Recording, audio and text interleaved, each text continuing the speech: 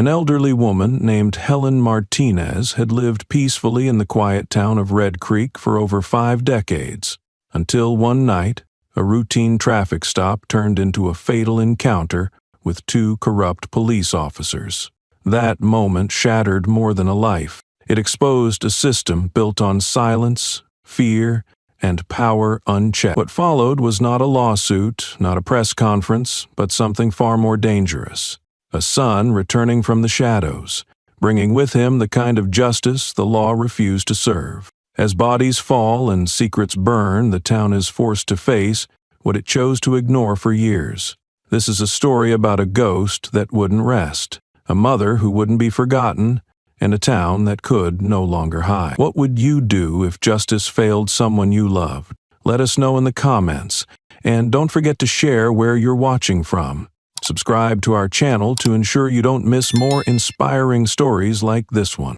Under the flickering red of the traffic light, the sound of 2 silenced gunshots cracked through the stillness like a whip.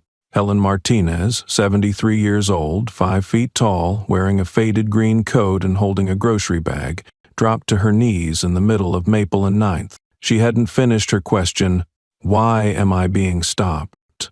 before the bullets tore into her chest. No time to scream, no chance to explain. Her hand, spotted with age, tried to press against the wound, but it was useless. Blood pooled under her body, staining the cracked asphalt of the town she had lived in for over 5 decades. The flashing blue and red lights kept spinning. Officer Rick Callahan stepped out of the squad car first, weapon still drawn, jaw tight. Jake Draper followed, holstering his pistol with a quick, practiced movement. They looked down at the woman gasping on the pavement. Callahan muttered something about her making a sudden movement. Draper didn't reply. Helen lay motionless within seconds. There were no witnesses, no bystanders at that hour, no dashboard camera running. Disabled just before the stop, the city surveillance cams on that block had been broken for months. No body cams either. Draper claimed his had a glitch. Callahan said his battery died. Paperwork would be filed, language carefully chosen. Officer feared for safety. Suspect reached into bag. Suspect didn't comply. Suspect became threat. Use of force deemed necessary. End of report. Red Creek wasn't the kind of town that asked questions. It wasn't the kind of town where news spread by breaking headlines. It moved by whispers, controlled, shaped, and silenced by the same men wearing the badge.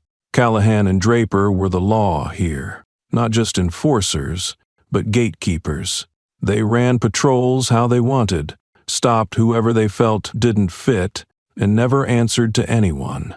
Internal complaints vanished, lawsuits buried, no press interest, no protests, no stories written, just silence. They had done this before, not always with bullets. Sometimes it was fists, flashlights, knees.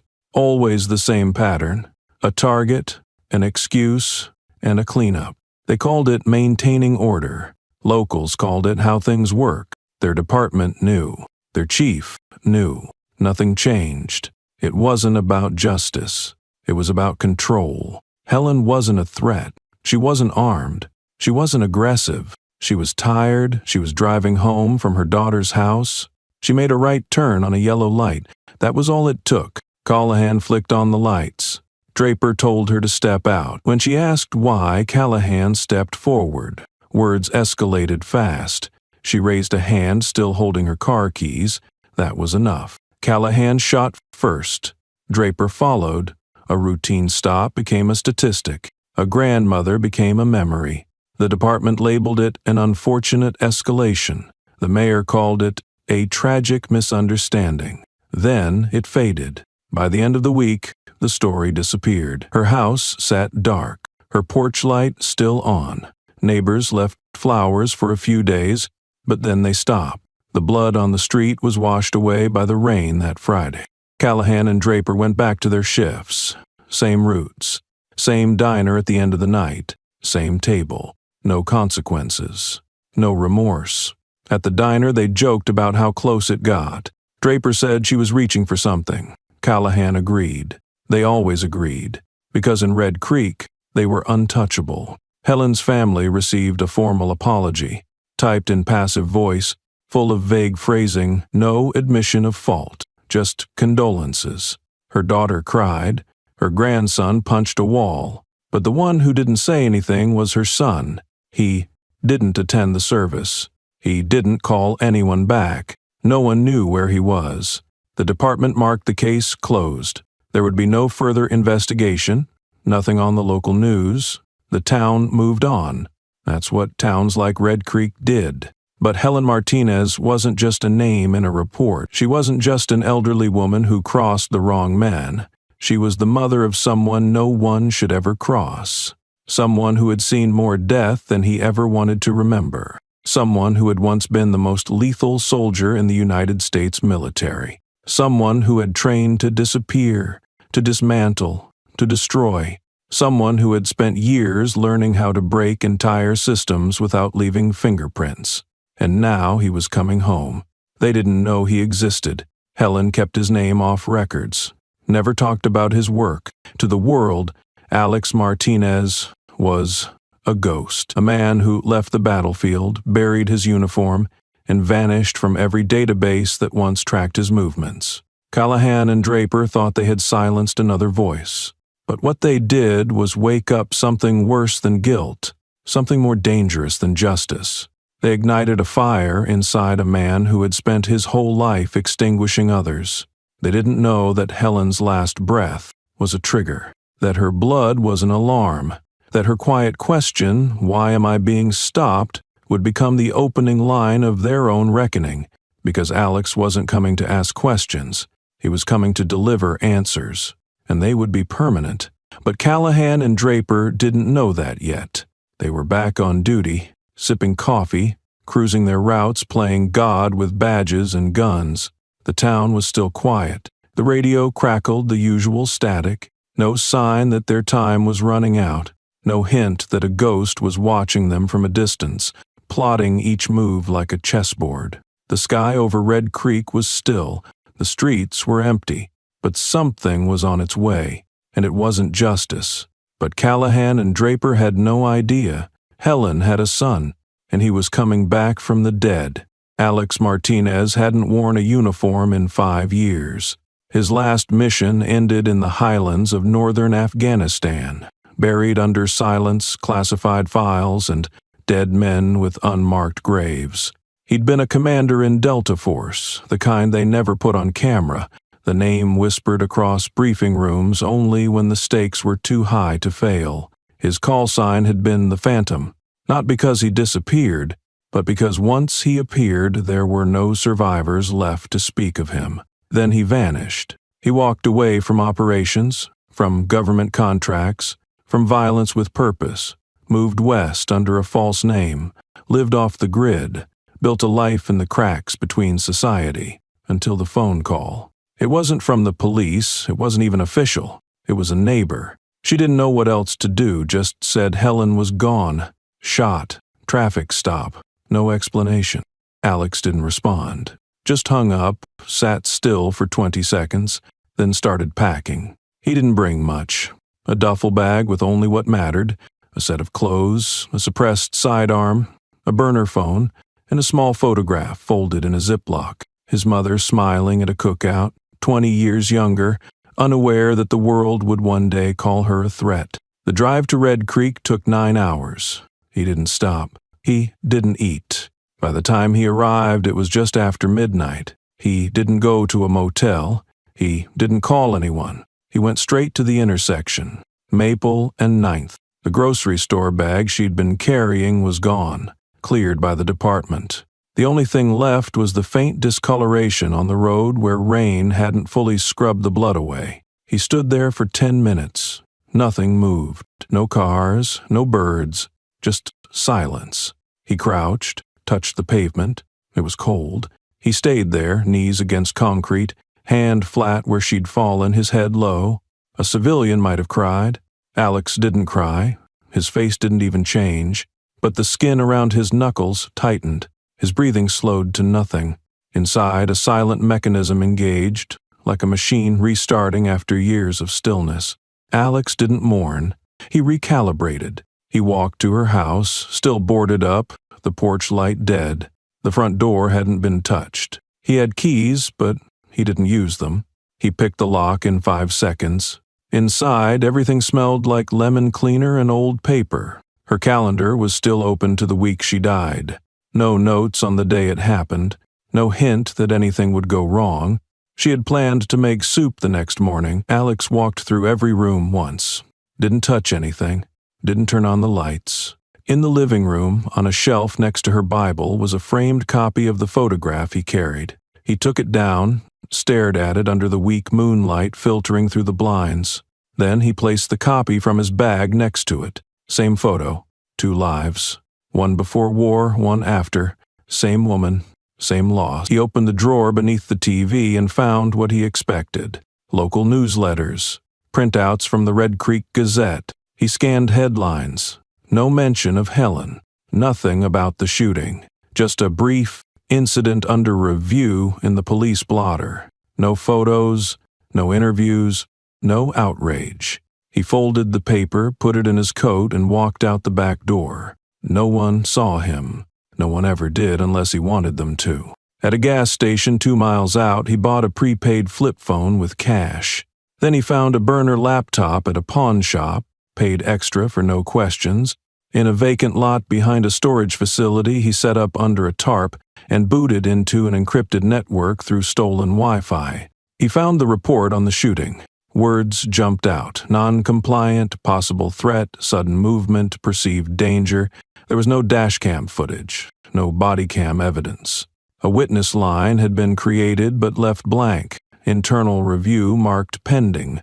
Closure recommended within 30 days. He opened the personnel files. Officer Rick Callahan, 15 years on force, no disciplinary actions listed, 5 accommodations, divorced, no children, known for his firm approach to law enforcement. Jake Draper, 7 years on duty, promoted twice despite 2 community complaints marked unsubstantiated, unremarkable outside their partnership. Both had received overtime bonuses 3 weeks straight, all connected to special assignments. Alex closed the laptop. His decision was made, but he wasn't going to rush. This wouldn't be an explosion. It would be a cut, surgical, precise. They wouldn't just lose control. They would understand, second by second, what it meant to feel powerless. He drove through Red Creek with no lights, watching the town he'd left behind. It hadn't changed. Same dry lawns, same narrow sidewalks, same diner with the neon "open" sign flickering in the window. He saw the squad car. Same one listed in the report, parked outside the diner at exactly 2:13 a.m. They were inside, laughing, coffee mugs in hand, no body armor, relaxed, predictable. He pulled away before they could spot him. He wasn't ready yet, still needed time, still needed to study the routine, learn the patterns, test the holes in their armor. The mistake most people made when hunting was impatience, not Alex. He had spent years tracking people who lived underground, who changed identities, who hid among civilians. Compared to that, Callahan and Draper were easy prey. The next 2 nights he followed at a distance, recorded their routes, timed their reactions to dispatch calls, noted their cigarette breaks, their driving habits, their entry and exit points. On the 3rd night he parked 2 blocks from the station and waited. They left at 1:06, turned south, just like before. It was enough. He had seen enough. He knew what was needed now. Before he struck, he would confirm every piece. He'd make sure. No errors, no missed variables. This wasn't about vengeance. It was about balance. But first, he had to watch. Before he acted, he needed certainty. And so he began to observe. Every town had its rhythm. Red Creek's was slow, predictable, the kind of place where even danger moved in loops. Alex Martinez learned that quickly. It didn't take a week to understand the habits of Officers Callahan and Draper. He just had to look, really look, and the entire routine unfolded like a map someone forgot to lock away. They started every shift at 7:00 p.m. sharp, never late. Same locker room, same beat-up cruiser with a broken rear taillight. They always rode together, Callahan behind the wheel, Draper in the passenger seat, as if even their partnership had become muscle memory. Their route never changed. Down Main Street twice, past the high school, circle around through the industrial park, then loop back through the residential areas on the south side. A 15-minute break at 9:45 p.m. outside a liquor store. 10 minutes behind the pharmacy just before then the final stretch toward the east edge of town. Their last stop, every night, was the Chrome Diner on Route 16.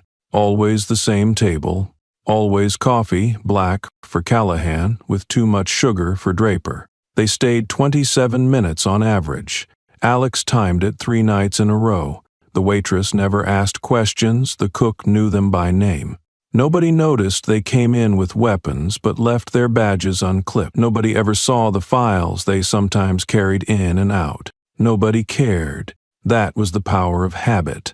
And habit, Alex knew, was exploitable. He watched them from multiple positions. Once from the rooftop of an abandoned auto shop. Another time from an alley using a maintenance truck as cover. On the 3rd night, he installed a motion-triggered camera on the lamppost across the diner's parking lot, buried the transmitter in a trash can with a sealed power pack, and walked away, unnoticed. He noted what side of the booth they sat on, how Callahan scanned the exits, how Draper kept one hand under the table until their food came.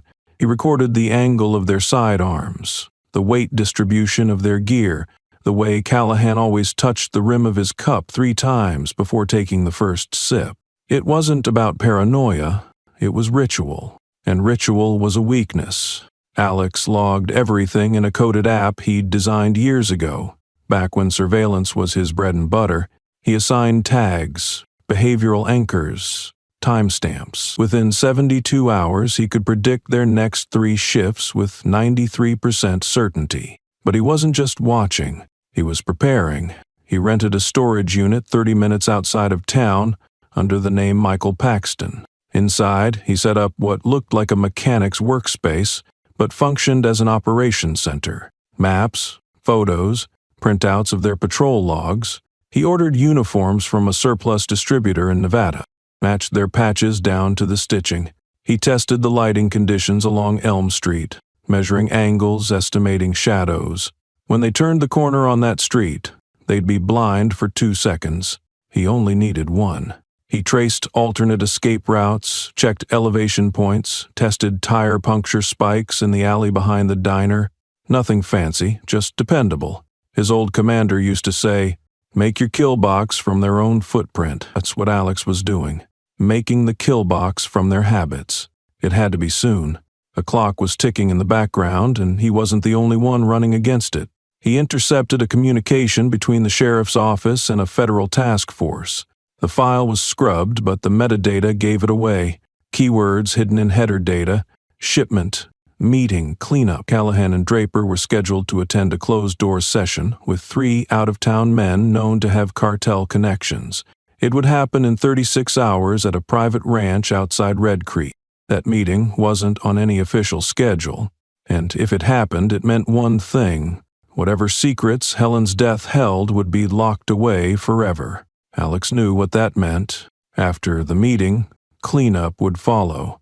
Witnesses would vanish, files would be deleted, loose ends, like the ones wearing badges, might even disappear too.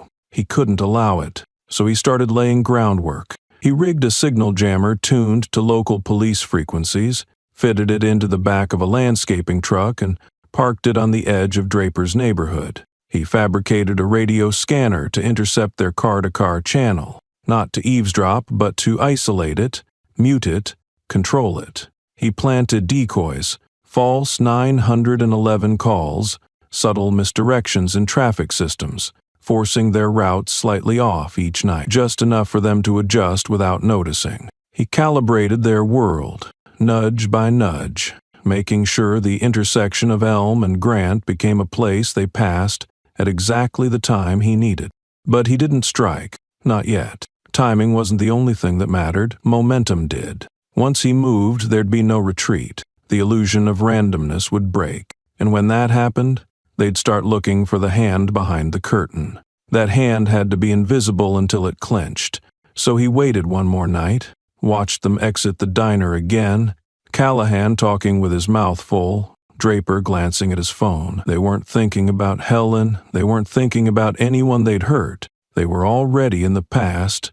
They just didn't know it yet. Alex leaned back in his seat across the street, engine running, dashboard lights dimmed. He checked the time, 27 minutes on the dot, lights out in 5 seconds. Their car started moving. He tailed from 4 blocks back. No deviation, no awareness. Just 2 men heading toward a night they wouldn't walk away from. He had them. He knew every detail, every option, every escape route. The plan was tight, clean, absolute. But then something shifted. He spotted a shadow that wasn't part of the script. A vehicle parked 2 blocks away from the diner. Windows tinted, engine off. No one moved inside, but Alex saw the outline of a camera mounted on the dash, barely visible in the side reflection. Surveillance. Not police, not cartel, not his. Someone else was watching. And suddenly, he wasn't alone in the hunt. But Alex wasn't the only one watching.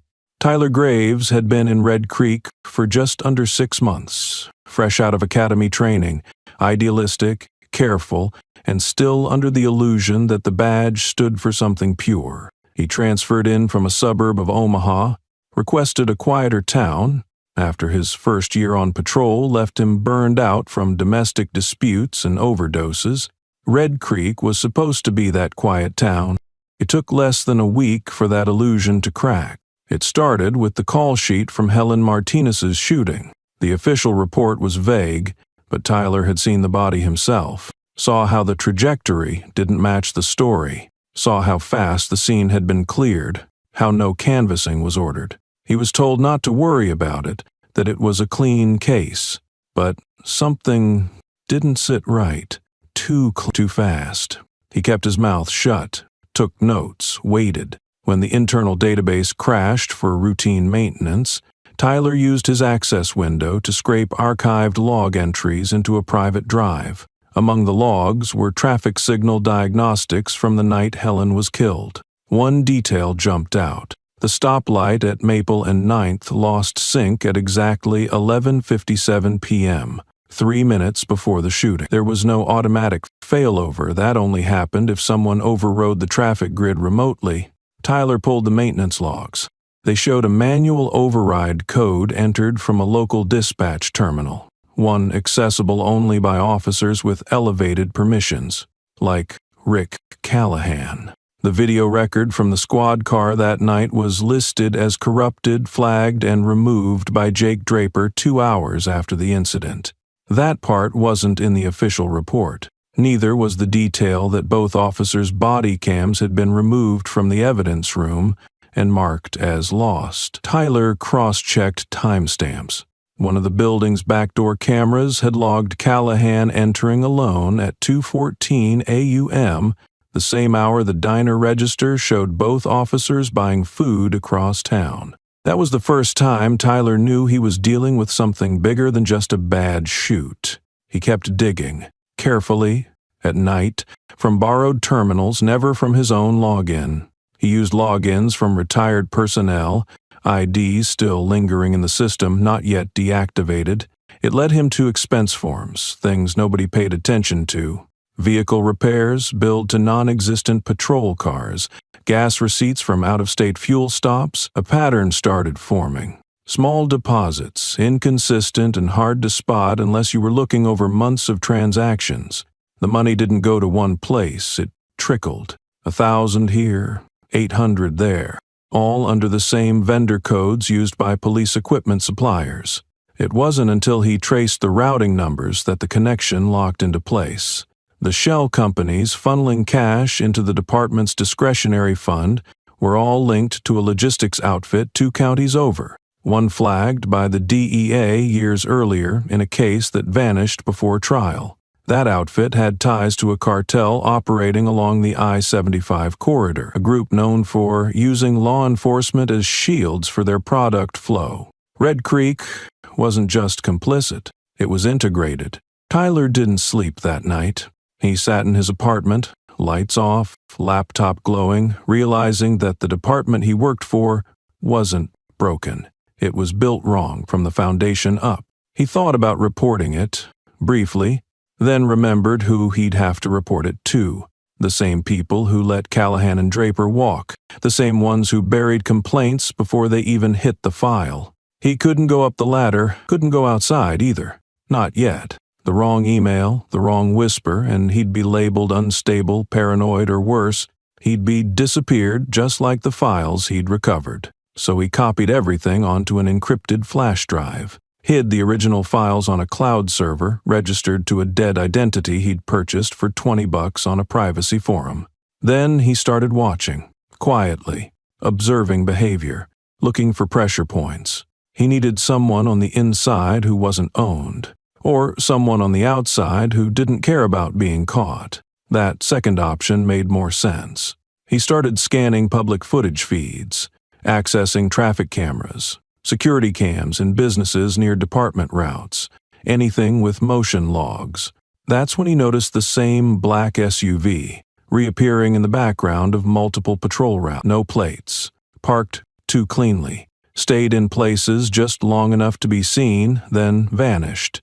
It never interfered, never followed too close, but it was there, always nearby, watching the same two officers he was watching. Tyler ran the plate through DMV archives. Nothing. He tried a VIN search off a partial from one blurred frame. Still nothing. The SUV didn't exist. It wasn't listed in any official registry. It was ghost tech, military or better. That's when Tyler knew someone else was hunting. Someone with more tools, more skill, and far less patience. The SUV showed up again 2 nights later. This time, parked 3 blocks from the diner. Tyler risked getting closer. Took a side street, walked through an alley, and watched from behind a row of dumpsters. He caught a glimpse of the driver. No uniform, no badge. Just a man staring through the windshield like he was watching the future unfold one move at a time.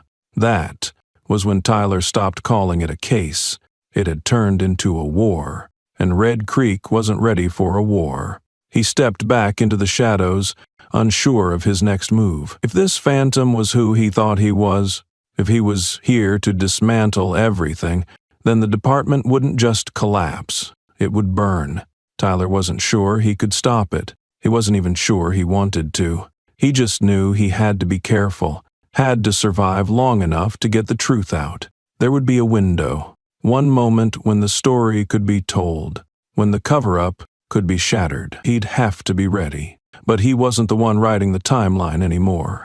Someone else was, and that someone had just marked the calendar. At the same time, the night of reckoning for Alex had arrived. The traffic light at the corner of Elm and Grant turned red at exactly 2:07 a.m. The patrol cruiser rolled to a smooth stop, its headlights casting long shadows across the deserted intersection. Inside the vehicle, Officer Rick Callahan tapped a rhythm on the steering wheel with 2 fingers, his other hand resting lazily near the gearshift. In the passenger seat, Jake Draper scrolled through his phone. One leg crossed over the other, head tilted slightly, barely paying attention. The cruiser idled, engine humming low. It was supposed to be just another minute in another empty night. Across the intersection, parked behind a row of darkened storefronts, the black SUV cut its headlights and edged forward. It moved like a shadow, silent and steady, gliding into position in the blind spot of the patrol car's mirror. From inside, nothing seemed out of place. Callahan glanced down at the radio, fiddled with a static-ridden station, then leaned back in his seat. Draper muttered something about checking a message and shifted in his chair. Neither of them saw what was coming. Alex Martinez was already there, watching, waiting. Every step of the past 3 days had led to this exact moment. He sat motionless behind the wheel, eyes locked on his target, breath controlled to the second. The window was already halfway down. The suppressor was threaded tightly onto the barrel. He raised the weapon, aligned the iron sights across the dim glow of the intersection, and fired. The suppressed shot cracked through the quiet like a dry branch snapping in a dead forest. The round punched through the passenger side window of the cruiser with a muted thump, followed instantly by the sound of shattering safety glass. Draper didn't make a sound. He jerked violently as the bullet caught him just below the collarbone, severing the subclavian artery. His phone dropped to the floorboard. Blood spattered across the dashboard. He slumped sideways, head bouncing against the side window before going limp. Before the cruiser even rocked from the recoil, Alex dropped the pistol onto the passenger seat, shifted the SUV into gear, and slammed his foot onto the accelerator. The vehicle launched forward. He aimed low, adjusting for drift. The SUV smashed into the cruiser's passenger side at full speed, steel colliding with steel in a sickening crunch. The impact shoved the patrol car sideways, tires shrieking against the pavement, sparks flying as metal scraped asphalt. The force of the hit folded the cruiser's front end, sending it spinning 90 degrees into the center of the intersection. One of the tires blew out. Smoke poured from the hood. Inside the cruiser, Callahan slammed into his door, dazed. The side of his head hit the window frame and he grunted in confusion, not yet registering the pain. The airbag hadn't deployed. Draper remained motionless, blood soaking into the seat, his body slumped like a broken marionette. The intersection went still again. Steam hissed from the engine bay. The clock on the dash blinked 2:08. Alex stepped out of the SUV. His movements were clean, precise. Every action followed a rhythm he'd practiced 1,000 times in training, but never with this level of personal clarity. His boots hit the pavement with sharp, deliberate thuds. He walked into the smoke, eyes scanning, nostrils filling with the scent of coolant and scorched rubber. He moved without urgency, not because he was reckless, but because he knew this moment wasn't built for speed. It was built for control. The cruiser rocked slightly. Callahan was trying to sit up. His hand fumbled toward his sidearm. Alex adjusted course, veering toward the driver's side. He didn't draw his weapon again. He didn't need to. Not yet. The shadows around the wreckage danced in the flickering light of a damaged street lamp. Callahan groaned, finally registering the blood, the smoke, the pain in his ribs. He reached lower. Alex picked up speed, still silent. His right hand opened and closed once, loosening the tendons, rolling the wrist. He was 6 feet from the driver's side when Callahan managed to grab the butt of his pistol. It cleared the holster by less than an inch before Alex reached the door.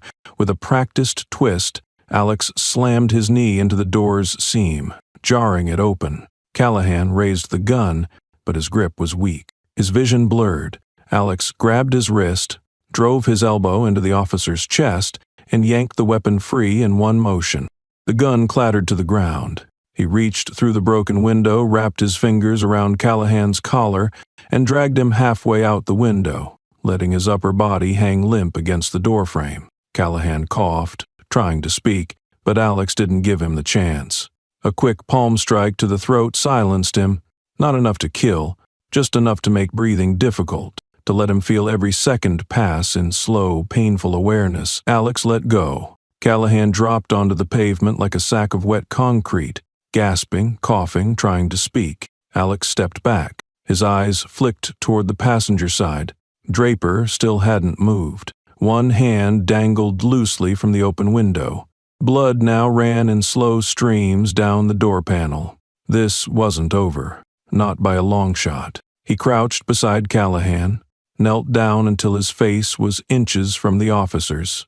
Callahan's eyes were glassy but full of fear. His mouth moved, trying to form words. Alex just watched him. Then he leaned closer, voice low and even. "You're not dead," he said calmly, "but you will wish you were." Then he stood, turned without another word, and began walking toward the passenger side of the wrecked vehicle. His footsteps echoed down the empty street. And now, the phantom stepped from the smoke, moving toward the first man who had to pay. Callahan's hand twitched again, fingers scraping against the rough pavement, reaching for the sidearm that lay barely within reach, its black polymer grip catching the pulse of the overhead street lamp. His lungs wheezed for air, chest heaving from the blow to his throat, but instinct pressed him forward. muscle memory overriding logic. His elbow bent shakily, joints screaming as he strained, dragging his weight with the desperation of someone who had always gotten the last word, the last strike, the last advantage. But Alex Martinez was already moving. He stepped forward with the precision of a professional who had trained his entire life to end moments like this. No wasted energy, no theatrical movements, just efficiency. As Callahan's fingertips brushed the pistol grip, Alex's boot came down hard on his forearm, forcing it into the pavement with crushing force. A distinct pop followed, ligament, bone, or both, and Callahan let out a sharp, strangled breath that stopped short of a scream.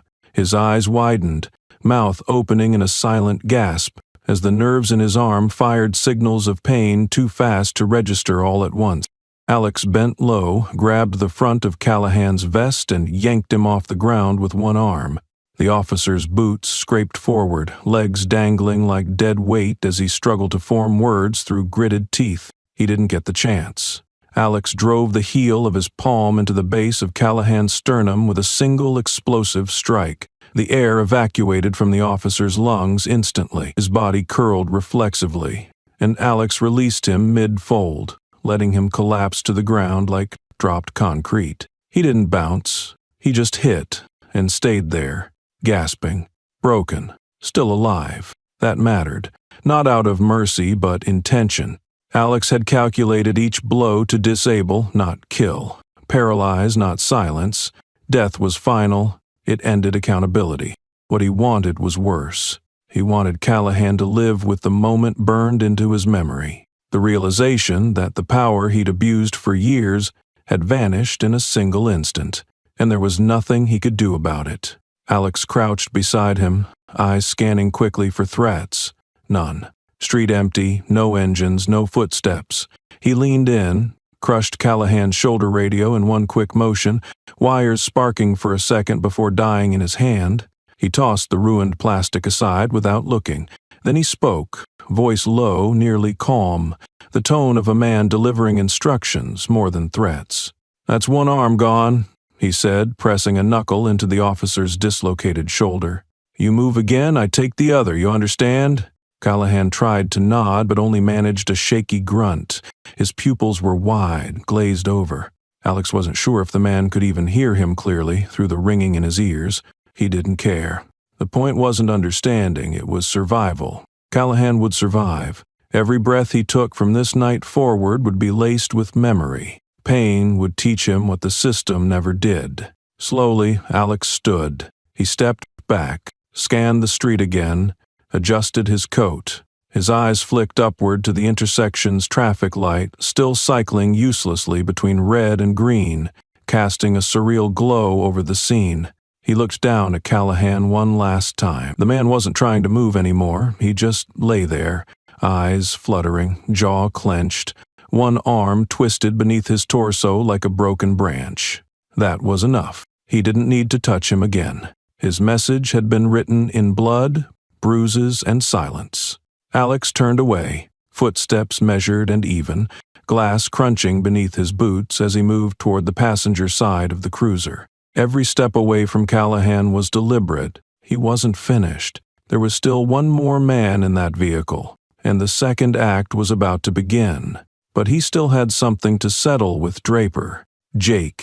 Draper stirred, groaning, a wet rattle in his throat as he blinked through a haze of blood and confusion. The shot hadn't killed him. It had torn through muscle and grazed bone, but it had missed anything vital. His breath came in shallow gasps, lungs straining against pain, each movement sending fire across his shoulder and chest. He reached with his left hand, fumbling along the floor of the cruiser until his fingers found the radio clipped to the center console. His voice came out in fragments, not coherent words but desperate syllables, broken by shock and the realization that something had gone terribly wrong. Alex didn't let him finish. He reached through the open window, grabbed the radio from Draper's hand, and hurled it into the street. It shattered on impact, scattering pieces across the concrete like broken teeth. Draper flinched at the sound, instinctively turning his head, which only made the pain worse. He tried to sit up, his good arm trembling beneath him, but Alex was already there. He opened the cruiser's door with a sharp pull, reached in and dragged Draper out by the collar of his uniform. The officer hit the pavement with a thud, coughing, trying to orient himself. Blood smeared down the front of his shirt, soaking into his vest. He rolled onto his side, gasping for air, trying again to speak. Alex didn't wait. He knelt down, placed his knee firmly between Draper's shoulder blades, and forced his weight forward until the man stopped moving. Draper cried out, his words blurring together, the sound less like speech and more like pleading. Alex leaned down, his voice level, every word deliberate. "Do you remember Helen Martinez?" Draper froze. For a second, there was only silence. His breath caught in his throat, as if the name itself had struck deeper than the bullet. Then he stammered, I don't know who that is." The pressure on his spine increased. Alex leaned in closer. "Wrong answer." Draper let out a sharp cry. Wait, man, look, I didn't what?" Alex snapped, cutting him off. "Didn't pull the trigger. It didn't lie on the report. Didn't help cover it up." Draper's mouth opened and closed, no sound coming out this time. His body twitched beneath the weight, pressing him into the pavement. "You were there," Alex continued. "You watched it happen, you let it happen, and you went out for coffee like nothing mattered." Draper started to sob, a weak, pathetic sound, more fear than guilt.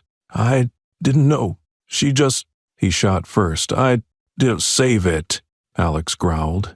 "You think this is about blame?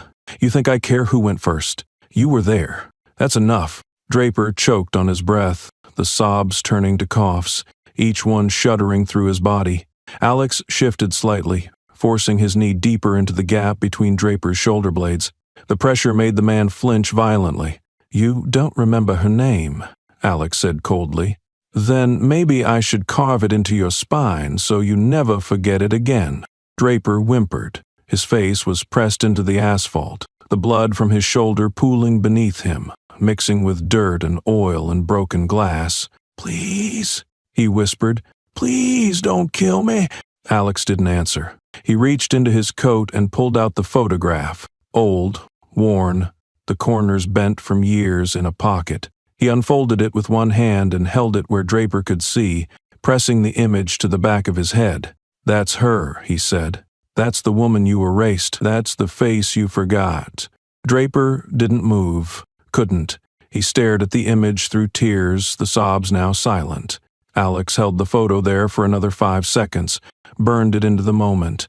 Then he pulled it back, folded it, and tucked it into his coat again. He leaned in, his voice now barely above a whisper.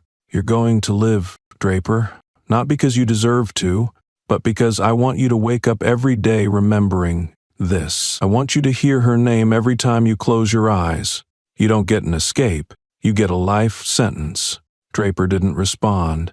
He just lay there, broken in body and spirit, breath wheezing from the pressure on his back. Alex stood slowly, letting his weight shift away. Draper didn't try to run. He couldn't. Even if he could, he wouldn't. The fear had already taken root. It would do the rest. But Alex didn't kill. He wanted them to live, so they'd never forget.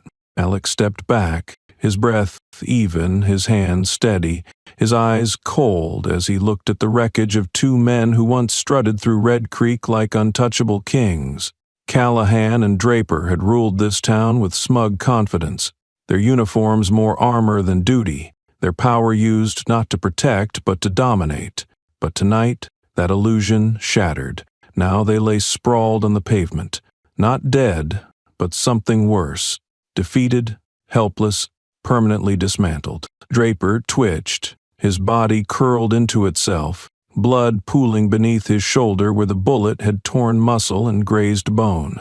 His fingers flexed weakly as if trying to hold on to something, his pride, his role, his past life, but there was nothing left to grasp. His arms no longer obeyed. His legs wouldn't respond. Pain immobilized him, but fear had paralyzed what remained. Beside him, Callahan wheezed, broken ribs grinding beneath shallow breaths. One shoulder sat higher than the other, the joint no longer attached to the socket. His hands twitched but couldn't close. His eyes stared skyward, blinking slowly against the glow of a red traffic light that blinked above him like a silent siren, pulsing in rhythm with his humiliation. Neither man had died, but Alex had made sure their power had. He didn't strike to kill. He struck to end what they represented. Every joint dislocated, every tendon torn, every muscle ruptured, had been placed with precision, the kind of anatomical cruelty only a man trained for surgical violence could deliver. They would live, but not as officers, not as aggressors, not as anything that once made them feel bigger than the people they had trampled.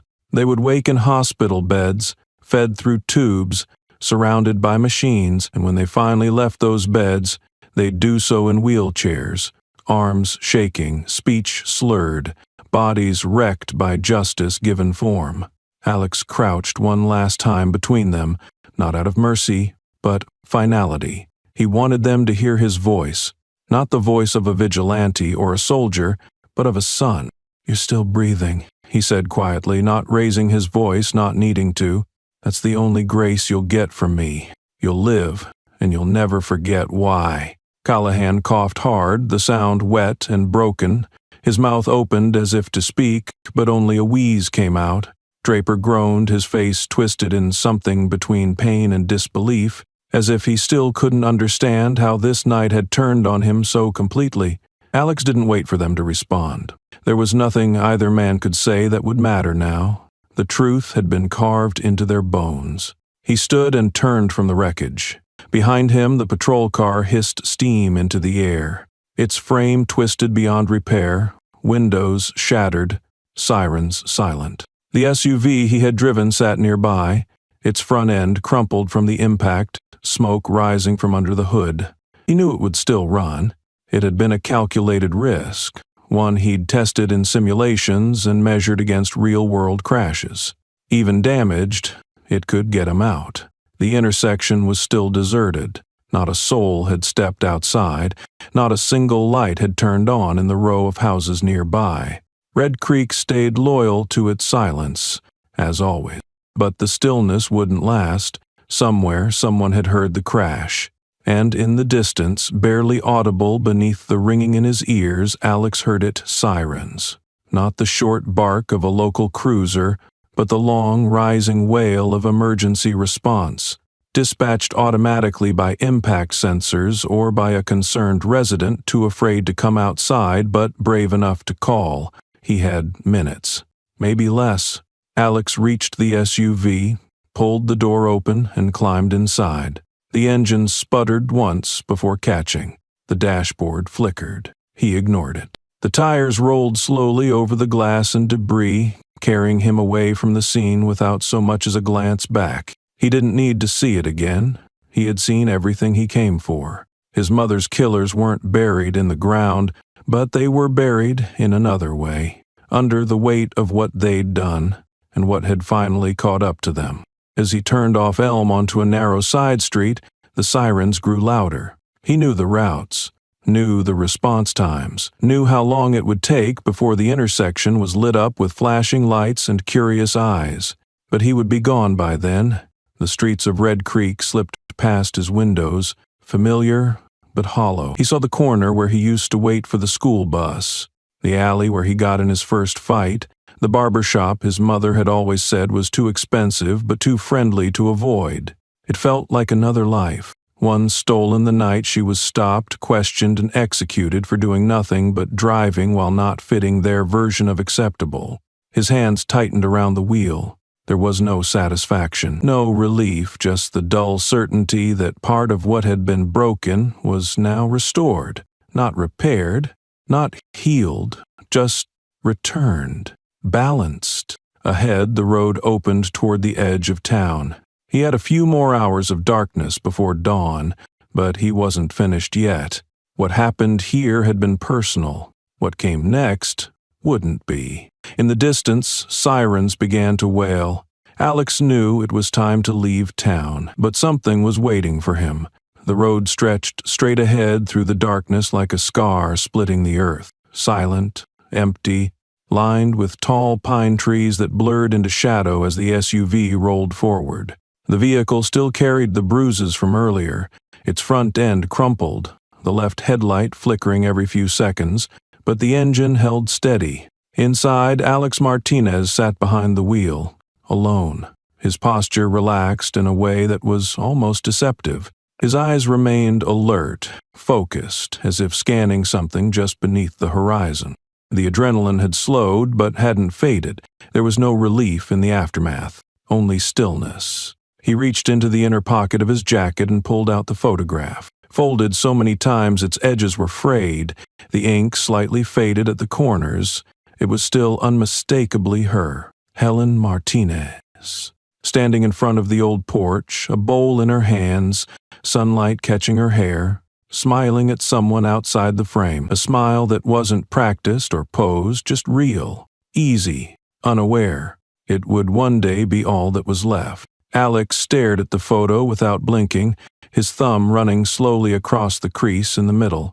That image had been with him through everything, through black ops dropped into villages that didn't exist on maps, through nights in deserts waiting for targets who never came, through the cold silence of debriefing rooms where lies were polished until they sounded like facts. It had been his tether. Now, it felt like a eulogy. That smile belonged to a life that had been erased by two men with badges and hollow eyes. Her death had been filed under unfortunate by a system that only noticed names when they became headlines. And she hadn't. She'd just disappeared. Like dust, swept from a porch no one visited anymore. He folded the photograph gently, returning it to the same place over his heart, just beneath the Kevlar. It didn't feel right calling what he had done justice. That word had always belonged to someone else. Judges, juries, laws, and systems. But those things hadn't come for Helen. They never would. What he'd done tonight wasn't about righteousness. It was about gravity, about restoring weight to a name they tried to make weightless. There was no peace in it, no satisfaction, just balance. Alex exhaled once through his nose, eyes narrowing slightly as the road continued on in the same silent straight line. Then a flicker in the mirror caught his attention. Headlights. One set at first, distant and faint, but gaining. He adjusted the mirror slightly, watching the pattern. The lights didn't bounce or weave like a civilian car. They moved with precision. The spacing was consistent. The speed calculated. A few seconds later, a second pair appeared on the hill ahead, coming down at a controlled pace. His eyes flicked to the sides of the road. No exits for at least another mile. Trees pressed in close. Ditches on both sides. He touched the brake lightly to check response, then accelerated. Not enough to seem like a chase, but enough to test the other vehicle's behavior. The sedan behind him responded by matching pace. No change in speed, no attempt to overtake. The one ahead did the same, subtly slowing to maintain distance. Another few seconds passed before a third vehicle joined from the right, merging onto the highway without headlights at first, then flicking them on as it fell into place beside him for a heartbeat before drifting back. Alex felt it click into place. It wasn't paranoia. It was coordination. These weren't cops, not feds either. Their movement was too silent, too clean. They weren't here to question or arrest.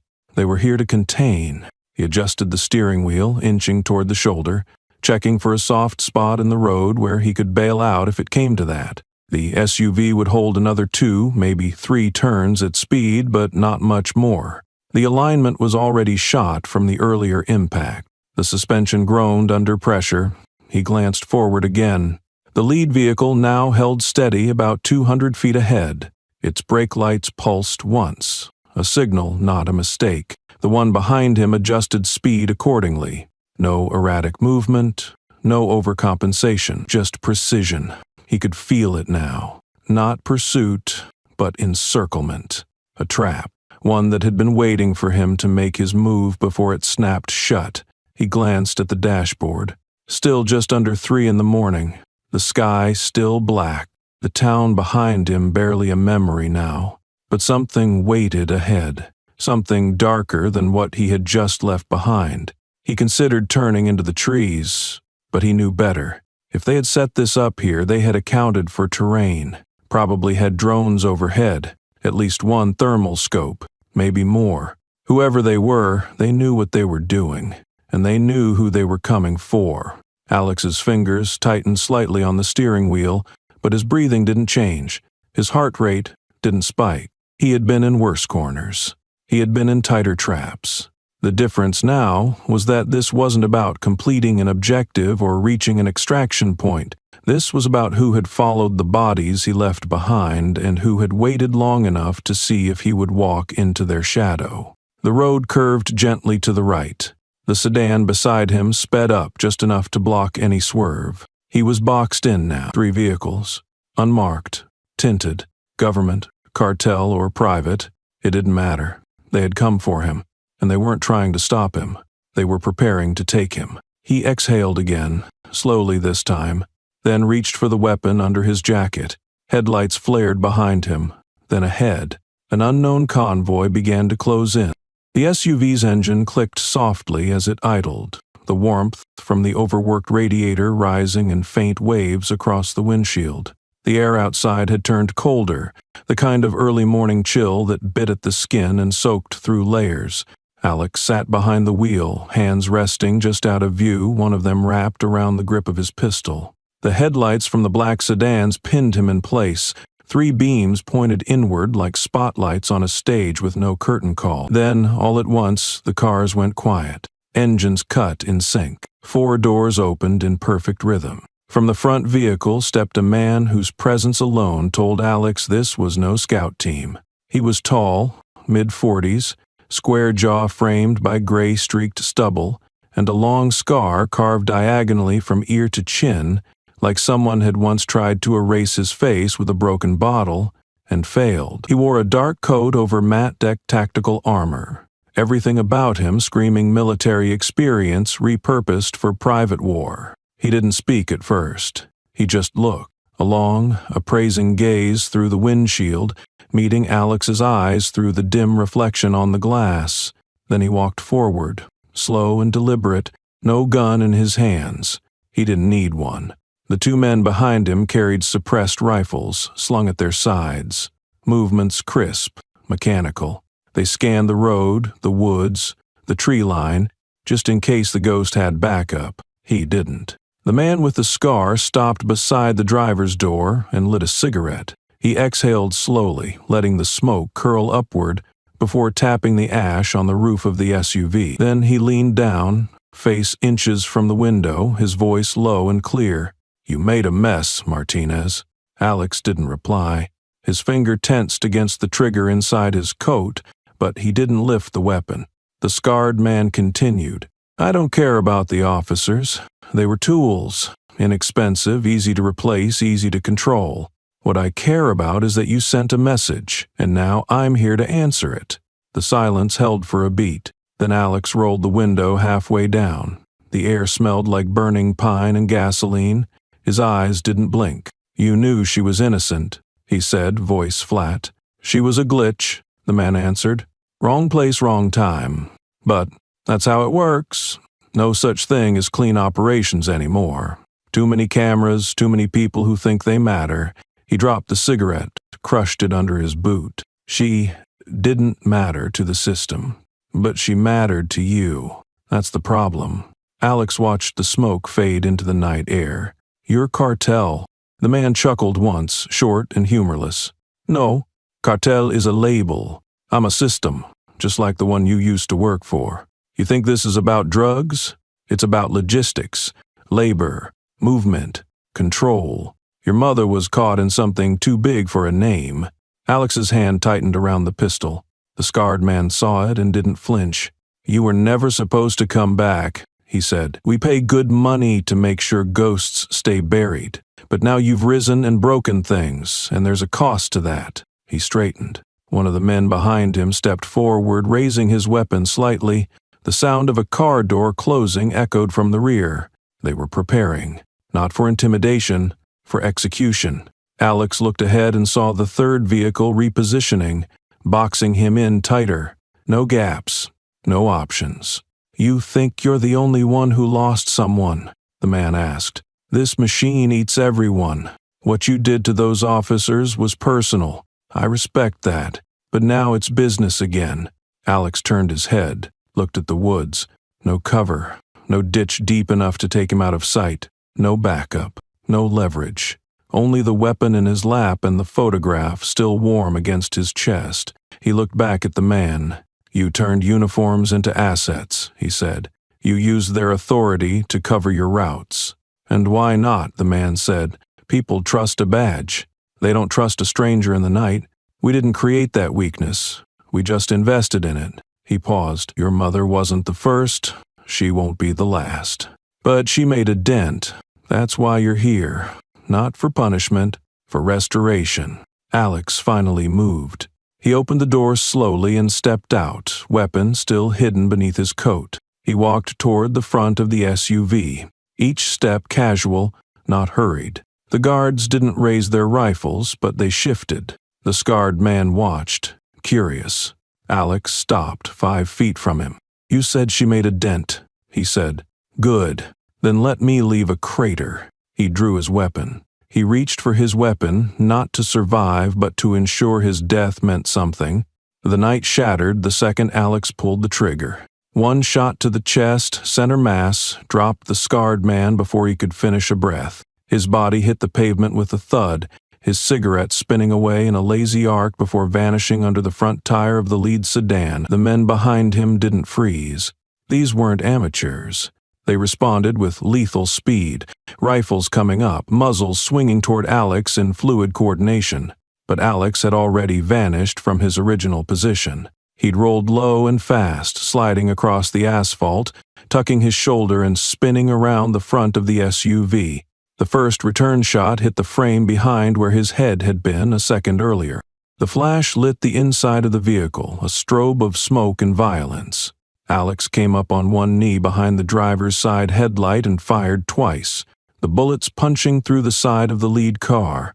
One man collapsed, his legs giving out as he fell sideways into the wheel well. The other ducked, his return fire skimming the hood and ricocheting off the pavement in a shower of sparks. Alex shifted position again, always moving, always a step ahead. He dropped to his stomach, fired under the SUV, catching another set of legs scrambling from the rear car. A body fell with a grunt, and a rifle clattered to the ground. He rolled to the passenger's side, came up low, and fired at a shadow climbing out of the second sedan. The shot cracked through the man's shoulder, spinning him into the side panel with a shriek. 3 down.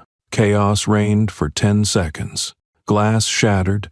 Tires hissed from stray rounds. Headlights beamed wildly across the forest line. Alex moved like smoke, slipping through the gaps in their formation, never staying in one spot long enough to be zeroed in on. He reached the rear of his SUV, yanked open the hatch and grabbed a spare mag and a small smoke canister. He pulled the pin and tossed it toward the third vehicle. It landed perfectly, releasing a thick plume that swallowed the shooters in fog. Muffled curses followed and then more gunfire. Wild, unfocused. Alex flanked left. He sprinted low and tight, using the cover of the smoke and the blinding glare of headlights to reposition behind the second sedan. He popped up and took a shot through the rear window, catching the silhouette of another man trying to reposition. The figure dropped. 4. Another enemy emerged, shouting in Spanish, rifle raised. Alex ducked as bullets tore through the side mirror and punched holes in the doorframe inches from his ribs. He dove behind the trunk, rolled, came up on the opposite side and snapped off 2 shots. One missed, the other didn't. 5. He ducked again, ejected his empty mag, slammed in the fresh one and moved back toward the SUV's passenger side. That's when the 6th man appeared, moving with purpose, crouched low, weapon tight against his shoulder. Alex raised his pistol, but the man was faster. A single shot cracked through the smoke. Alex staggered. Fire bloomed in his side. He stumbled backward, breath catching in his throat. Pain tore across his ribs, hot and sharp, dropping him to one knee. He clamped a hand over the wound, blood already slicking through his fingers. He fell behind the SUV, gasping. vision tilting, the world narrowing to tunnel and noise. Gunfire still cracked above him, flashes blinking through the fog. He crawled behind the bumper, teeth gritted, forcing air into his lungs. He raised his pistol and fired, blind at movement. The bullet struck a shoulder. The shooter fell back into the open door of the third sedan. 6. Alex slumped against the tire, body trembling, blood soaking his shirt. The edges of his vision darkened, the adrenaline no longer enough to override blood loss. He looked down, assessed the damage. Bad, but not fatal yet. He had minutes, maybe less. Another rifleman approached from the right. Alex fired once. The shot missed. He tried to adjust, but his hand slipped. Too slick with blood, he cursed under his breath. He could hear them regrouping now. More footsteps. More orders in Spanish. A methodical advance. He was boxed in. 1 man, 1 pistol. 3 rounds. No escape. Not this time. He took a deep breath, preparing for the end. Then headlights flashed in the trees. Tires screeched. A new car burst through the fog. But he couldn't hold the line much longer. He needed help, and it came from someone he never expected. Officer Tyler Graves was sitting in his cruiser just outside Red Creek when the first sharp burst of gunfire cracked through the night. It didn't sound like random violence. It was too clean, too precise. Controlled shots, separated by seconds, each one deliberate. He recognized the pattern from training videos and old field tapes. This was professional. He immediately glanced at the monitor, but the traffic cams on the road outside town had gone black 5 minutes earlier. Too clean to be coincidence. He tapped the radio, his hand hovering over the dispatch button. Protocol said to report and wait for backup, especially with active gunfire. But he paused. The department was compromised. He'd seen the financial irregularities, the erased footage, the reports that contradicted themselves. He had evidence tucked away in encrypted drives. Screenshots hidden in folders disguised as archived tax files. The web ran deeper than he thought. Local law, county oversight, maybe even federal silence.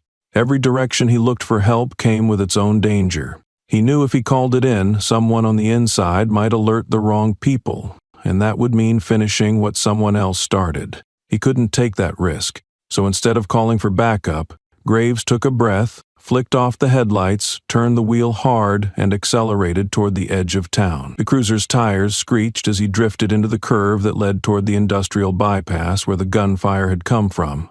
As he crested the hill, he saw it. 3 vehicles in a formation too deliberate to be random. Glass glinted in the headlights. One car had slammed into another. Smoke poured from a cracked engine block. Bullet holes pocked the vehicles, and scattered across the pavement were unmoving bodies. 5, maybe 6, but what hit him hardest was the sight at the center of it. The SUV, the one he'd traced earlier, the one belonging to the ghost. Alex Martinez was there, slumped against the rear wheel, pistol limp in his hand, his shirt dark with blood. He looked like he was seconds away from collapse. Graves reacted without thinking. He killed the engine, opened the door, and ran toward him. His steps were fast, but quiet. His training kicked in. He scanned every corner, kept his center low, eyes wide. As he reached the vehicle, Alex shifted slightly, trying to raise the weapon. His hand trembled. Graves crouched beside him. "Easy," he said. "I'm not here to stop you." Alex squinted. "Why?" Graves looked at the bodies. "Because I know what they were." Alex tried to stand, but winced and slid down again. Graves caught him, grabbed his arm, and hoisted it over his shoulder. "Come on, we've got about 20 seconds before someone less friendly shows up." Alex didn't argue. Graves dragged him back to the cruiser, opened the rear door, and shoved him inside. He slid into the driver's seat, started the car, and pulled away from the scene just as shouting erupted behind them. In the mirror, Graves saw figures moving through smoke, weapons raised. Too late to give chase. He took corners fast, cutting through old service alleys and quiet residential lanes until he finally reached the back lot of a shuttered mechanic shop. He parked under a broken floodlight, killed the engine, and turned to the man bleeding in the back seat. "You alive?" he asked. Alex gave a weak nod. "Barely." "Good. Don't die in here." I'll never get the smell out. Alex managed a tired smirk. Graves grabbed the first aid kit from the glove box and moved into the back. He cut away part of Alex's shirt and pressed gauze against the wound. Clean through. Missed anything vital? For now. Alex flinched as the pressure increased. Thanks. I haven't decided if I'm helping you or resting you, Graves muttered. Then wait until I stop bleeding. Graves finished wrapping the wound. He leaned back, exhaling hard. You didn't have to go that far. You could have sent evidence, told someone, and who would have listened? Alex asked. The same people who erased the tapes, who promoted Callahan, who filed my mother's death under routine procedure. Graves said nothing. He knew the answer. Alex's voice was low, raspy. They weren't just corrupt. They were part of it, covering shipments, hiding bodies, using badges like camouflage. Graves stared at the dashboard, knuckles white on the wheel. I've seen the numbers, he admitted. The fake invoices, the rerouted patrol logs. I just didn't think it was this deep. Alex leaned his head back against the seat. It goes deeper, and it's not done. What do you mean? Graves asked. Alex reached into his coat, pulled out a small drive, and handed it to him. They're meeting tonight, 40 minutes from here. It's not just field hands this time. It's the ones who give the orders. The ones who keep everything clean and quiet. Graves stared at the drive. And you want to stop them? No, Alex said. I need to stop them. Because if I don't, they disappear. They bury the trail. And this town gets swallowed all over again. Graves hesitated. Then he started the engine. Then let's finish it. But Alex had something bigger to finish. He had to bring down the cartel's core before it disappeared. The cruiser moved fast but quiet down the unlit back road leading out of Red Creek, cutting through the stillness with only the sound of its engine humming low. Inside, the silence between Alex and Graves wasn't discomfort. It was concentration. Both men were watching the map, the glowing dot on the screen that pulsed with location data, pulled from a file Graves had decrypted using Draper's compromised device. That dot, moving every few hours, had finally gone static, settled on a set of coordinates off County Route 12, an old agricultural chemical plant that had been shut down for over a decade. But Alex noticed something strange. The satellite data showed cars parked outside within the last 3 weeks, delivery trucks in and out, short signal bursts pinging nearby cell towers, and fluctuating power grid usage. According to public records, it was dead space. But the grid didn't lie. Somebody had turned the lights on again, and they were planning something big. Alex leaned forward, tracing his finger across the screen. They're gathering here. Everything points to it. The money transfers, the secure texts, even the shipment manifests.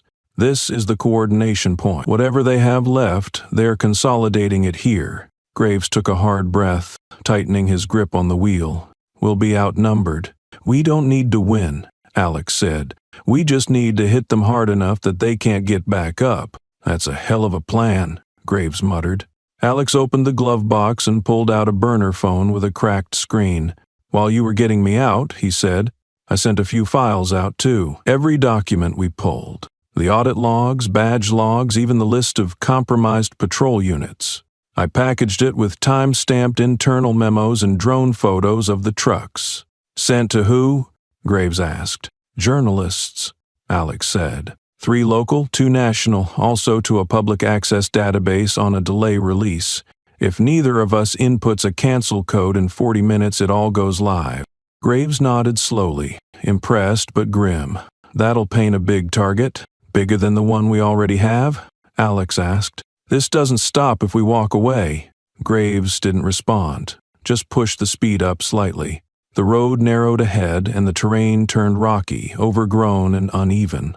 The horizon broke into an industrial silhouette, the shell of the old processing plant. The place hadn't seen legitimate use in years, but the dirt path leading up to it was well worn. Alex spotted tire tracks. Fresh, 3 sets, the last less than an hour old. As they crested the final ridge, the building came into full view.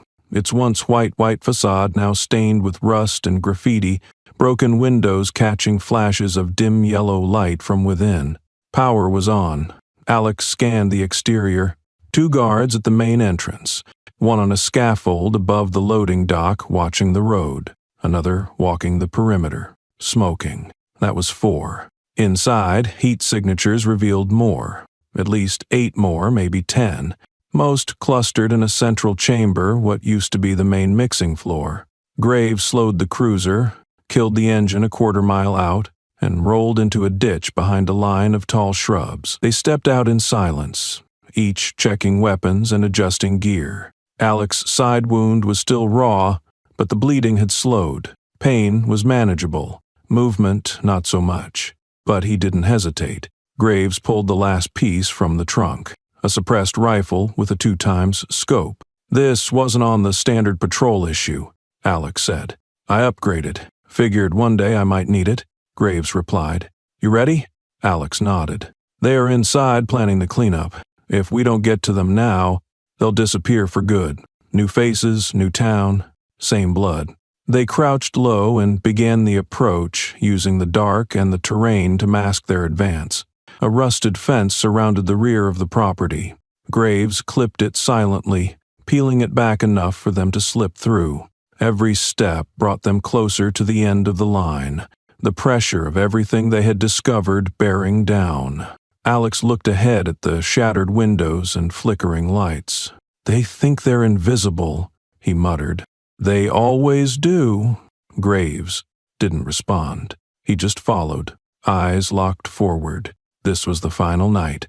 No more time, no more chances, no way back. The final night had arrived. There would be no turning back. Alex entered the factory's east corridor with his pistol low and his breathing controlled, his body pulsing with pain but still tuned for movement. The interior of the structure felt like a tomb. Rusted scaffolding stretched toward a leaking ceiling, old equipment lay scattered in dark corners, and chemical tanks, long dry, created blind spots in every direction. There were 5 cartel members still alive inside. Fewer than expected, but each was experienced and armed with military-grade gear. They weren't guarding the place. They were defending an operation. One mistake, one misstep, and it would be over. Alex didn't have margin for error, not with his side still burning from the bullet wound. But he had the one thing they didn't expect: control of the terrain. He started high. Using a series of metal ladders and a collapsed catwalk, he made his way to the upper scaffolding above the central mixing room. One guard was posted on lookout duty, scanning the floor below, rifle held across his chest. Alex studied his pattern. Slow pacing, 3 steps left, 3 back. Every 6th pass he turned to check the far corner. On the 7th, Alex moved. He slipped down behind him, grabbed his vest collar with one hand and covered his mouth with the other. He drove his knife into the man's lower back and twisted sharply. The body dropped soundlessly, caught between 2 rusted pipes. 4 left. Alex descended to the 2nd level, using the noise of the distant generator to mask his footsteps. The factory's internal layout was fragmented. Walls added decades ago, now collapsed or half-standing, giving way to random choke points and improvised cover. He spotted the next guard near a long-dead fuse box, facing away, casually puffing on a cigarette. Alex crouched behind a steel drum, reached into his pocket, and tossed a broken bolt down a hallway. It clanged sharply, echoing. The guard turned and moved to investigate. As he passed the drum, Alex lunged. 2 shots. One into the back of the thigh, another into the temple as the man fell. 3 left. But now the others were aware. A voice barked in Spanish through a radio. Flashlights flickered from the far end of the building. Alex backtracked quickly, doubling through the storage wing, climbing through a vent shaft and emerging behind a stack of crates near the southwest entrance. He spotted 2 men sweeping the central corridor, side by side, covering angles like professionals. Alex ducked behind a forklift, waiting. When they reached the middle of the corridor, he hit the switch behind the crate. A loose pipe above their heads dropped with a metallic clang, startling them. One turned to look up. That was enough. Alex fired once, catching the first in the side of the neck. The second pivoted quickly and fired in return. Alex dove sideways. The shot grazed his shoulder, burning hot through muscle but not deep. He hit the ground hard, rolled, came up in a crouch and fired again. The second man fell, choking on blood. 2 left, but one wasn't a soldier. Alex entered the mixing chamber slowly, eyes scanning every shadow. The walls were lit by a single flickering bulb swinging from a loose wire above. Machinery whined softly from the generator outside. On the far end, standing at the base of a stairwell that led to a control office, was the last man, the same one who'd confronted him on the road. The scar down his cheek had healed. His clothes were clean. Tactical gear hugged his frame. A rifle hung by his side, barrel low. But his eyes were calm, calculated. "You made it," he said, voice echoing slightly in the large room. "I figured you would. Men like you don't stop until the last bullet's spent." Alex stepped forward slowly. His pistol remained raised, steady despite the fresh blood darkening the sleeve of his jacket. "You've killed a lot of people tonight," the man said. "And you think that makes you different than us?" Alex didn't answer. "No badge, no law, no evidence, just blood." The man motioned toward the bodies outside the room. "You think you're a savior? You're not. You're a killer. Same as me. Same as them." Alex's voice was calm. "You were never collateral. You weren't some pawn caught in a bad system. You designed it. You recruited cops, erased mothers, sold kids, and buried them under forged reports. You built this with your hands." The man smirked slightly. "And what are you doing right now? Tearing it down with yours? You think this makes you justice? No. This makes you just another killer." Alex stepped in closer, his pistol leveled. The man's smirk faded. He raised his own rifle slightly, not aiming but posturing. "You're a murderer, Martinez. You think this is vengeance?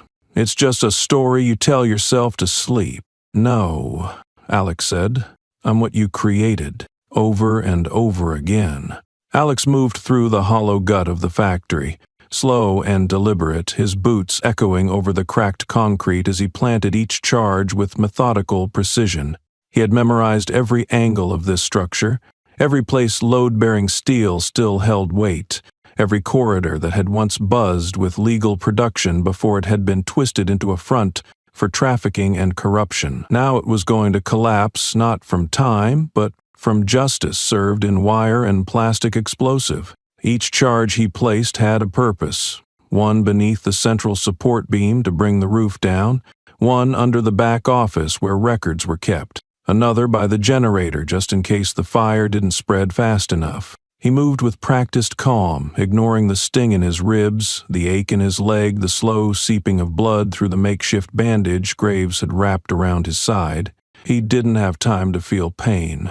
There was no second phase to this plan. No extraction, no backup. This wasn't a rescue or a raid. It was a final act, meant to ensure that nothing inside this place could survive the night. The factory was more than a structure. It was a symbol. It held names, shipments, ledgers, passwords, and untraceable accounts. Destroying it wouldn't just end one operation. It would sever the veins of a network that fed on small towns like Red Creek. Alex reached the last room at the far end of the structure, a reinforced chamber with steel filing cabinets and stacked crates of bundled currency. There were flash drives taped to the underside of the desk, boxes stamped with government inspection tags, altered by hand. Everything they had hidden was here. He didn't take anything. He didn't need to. The truth was already out. Graves had made sure of that. What mattered now was cleansing, erasure, leaving behind nothing that could be salvaged, bought back, or reconstructed. He planted the final charge against the concrete pillar and set the timer. 4 minutes. Enough time to walk away, not enough for second thoughts. Alex made his way back through the narrow corridor. The wind had picked up outside, rattling loose siding along the walls, carrying with it the smell of rain in the distance. Somewhere beyond the tree line, Graves waited. But this part Alex had to finish alone. At the exit, he paused. Just before the threshold, he looked back once, not at the building, but at the dark air inside it. He didn't feel triumph. He didn't feel vindication. It was a quiet end, one long overdue. He stepped out into the field and walked up the incline behind the factory, the old gravel access road rising gently until it flattened at a clearing. There, hidden in the brush, he turned back. The detonator beeped in his hand. 10 seconds. He lowered it, watched. The first explosion came low, deep, rumbling through the earth like thunder trapped beneath skin.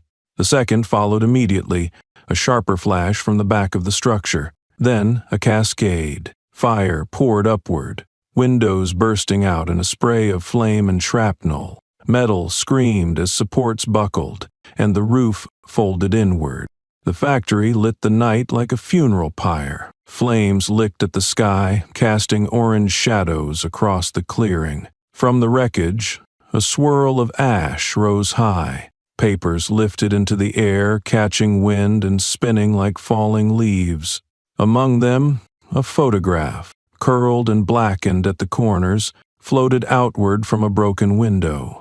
It drifted lazily, slow, as if reluctant to land. Alex caught it mid-air. He turned it over. His mother's face looked back at him, smiling, young, unaware of the storm her death would one day ignite. Her smile was blurred now, half-burned, one side scorched from the heat. He held it a moment, then let it fall. The wind carried it a few steps before it settled in the grass, curling inward like it was going to sleep. Behind him, the factory collapsed into itself. A wall groaned and tipped.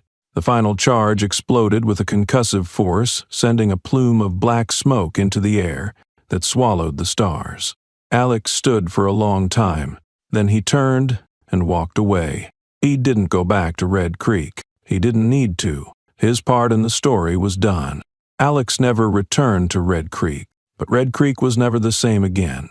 The days after the fire, Red Creek felt like a town holding its breath. The explosion at the abandoned factory had been visible for miles, but no one spoke about it in public at first. There were no official statements, no articles in the town paper, and no press conferences. The police station offered only silence, a silence that hung heavier than any explanation. But it didn't stay quiet for long. In corners of cafes and at backyard fences, people began to talk, quietly at first, exchanging glances before they said the name they had avoided for too long. Helen. Her name returned to the town not as a cautionary tale or a statistic, but as something much more powerful. Truth. People started to remember her. Not the headlines or rumors, but who she had actually been. Mrs. Martinez, the woman who kept peppermint candy in her purse for kids who passed her on the sidewalk, the neighbor who never missed a Sunday mass, who grew tomatoes in her yard and shared them with anyone who asked, the mother who used to walk her son to school every day until he was too old to let her, the grandmother who called everyone mijo and meant it. It began when someone taped her photo to the window of an old bookstore that had been closed for months. No caption, just her smile. Within a day, someone else added a small votive candle below it. Then, a child's drawing appeared sincere, a stick figure labeled Miss Helen, with a heart next to it. The next morning, someone had placed a fresh flower beside the photo. Then more photos started to appear, on telephone poles, the bulletin board outside the library, the wall of the community center, each one showing a different moment in her life. One from the church potluck, one from her granddaughter's birthday, one of her standing on her porch, waving at the mailman. People left notes underneath. Not long ones, just short messages like, "I remember," or "We failed you," or "We're sorry." The turning point came when a small group of residents quietly organized a memorial. It wasn't announced formally. Word just spread, and people began showing up. The town square filled with candles, photos, hand-drawn posters. One woman brought a framed copy of the last Christmas card Helen had sent her, still signed in neat, looping cursive. A man placed a folded apron on the ground. He said Helen had loaned it to his mother years ago and she had never given it back. There was no microphone, no speakers, no one standing at a podium. It wasn't that kind of event. It was quieter than that, more solemn, more human. Someone brought a portable speaker and played soft music. Someone else brought warm bread. There were tears, but also moments of quiet laughter as people shared memories, small moments that had outlived fear. And then, one morning, a group of local teenagers, some of whom had grown up in houses just down the street from Helen's, began working on the mural. They painted without asking permission. They brought ladders and brushes and began sketching outlines on the blank wall of the old corner store. At first, it was just color. Then, lines took shape. Her face emerged from the gray cement, surrounded by bursts of light and fragments of poetry. One student wrote, in bold letters, "She was not erased." Another added below it, "She was remembered." Around her portrait they painted names, not just Helen's, but others whose stories had never been told. Some were known, some were only initials, but all were part of what had been buried. The mural was never defaced, no one painted over it. The city council didn't try to remove it. For the first time, people didn't look away. They stopped, they read, they nodded, and more importantly, they talked. Conversations began to happen in town halls, on the radio, in classrooms. What started as whispers became public testimony. People began to file complaints that had gone ignored for years. Some brought documents. Others brought pain. A local teacher confessed that she had seen a student bruised but had been afraid to report it. A shopkeeper revealed that he'd been pressured into silence about a raid that had destroyed half his inventory. A retired nurse came forward with hospital records that didn't match police reports. It wasn't a revolution, but it was the beginning of something real, something honest. And Graves now had become the one leading the reform of the entire police department. 1 year later, in a quiet corner of New Mexico, where the wind carried dust more often than rain and strangers passed through without staying long, a man lived alone in a modest adobe house on the edge of a forgotten town. His name wasn't listed on any mail, his phone never rang, and no one asked questions. The neighbors knew him only as the man who worked in his garden each morning and sat silently on his porch in the evenings, a ghost among the living, content with being overlooked. He spoke little, never caused trouble, and paid for groceries in cash. The house was small but sturdy, tucked behind a line of leaning fences and scattered cactus. The backyard held a patch of soil he had worked carefully, planting tomatoes, peppers, beans, and cilantro. It wasn't much, but it grew strong, roots deep in the earth, and he tended it every morning with calloused hands and quiet purpose. In the evenings, he sat on a wooden chair with the paint long chipped away, a glass of water at his side, the silence stretching like the sunset. On the table next to him, always facing the road, stood a small picture frame. The photograph inside was old, the edges frayed, the colors fading, but the image remained clear. A woman smiling, her eyes half closed, as if the sun had caught her mid-laugh, warm and He never stared at it. He didn't need to. The lines of her face were etched into his memory, deeper than scars. She looked out over the dusty road like a sentinel of memory, and, though no one ever asked, her presence never went unnoticed.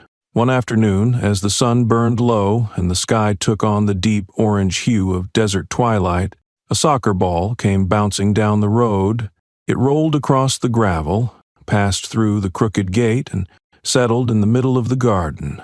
A moment later, a boy followed, maybe 10 years old, barefoot, cheeks streaked with sweat and dust. He stopped at the gate, uncertain. The man, kneeling by the tomato vines, looked up. His eyes, tired but alert, met the boy's.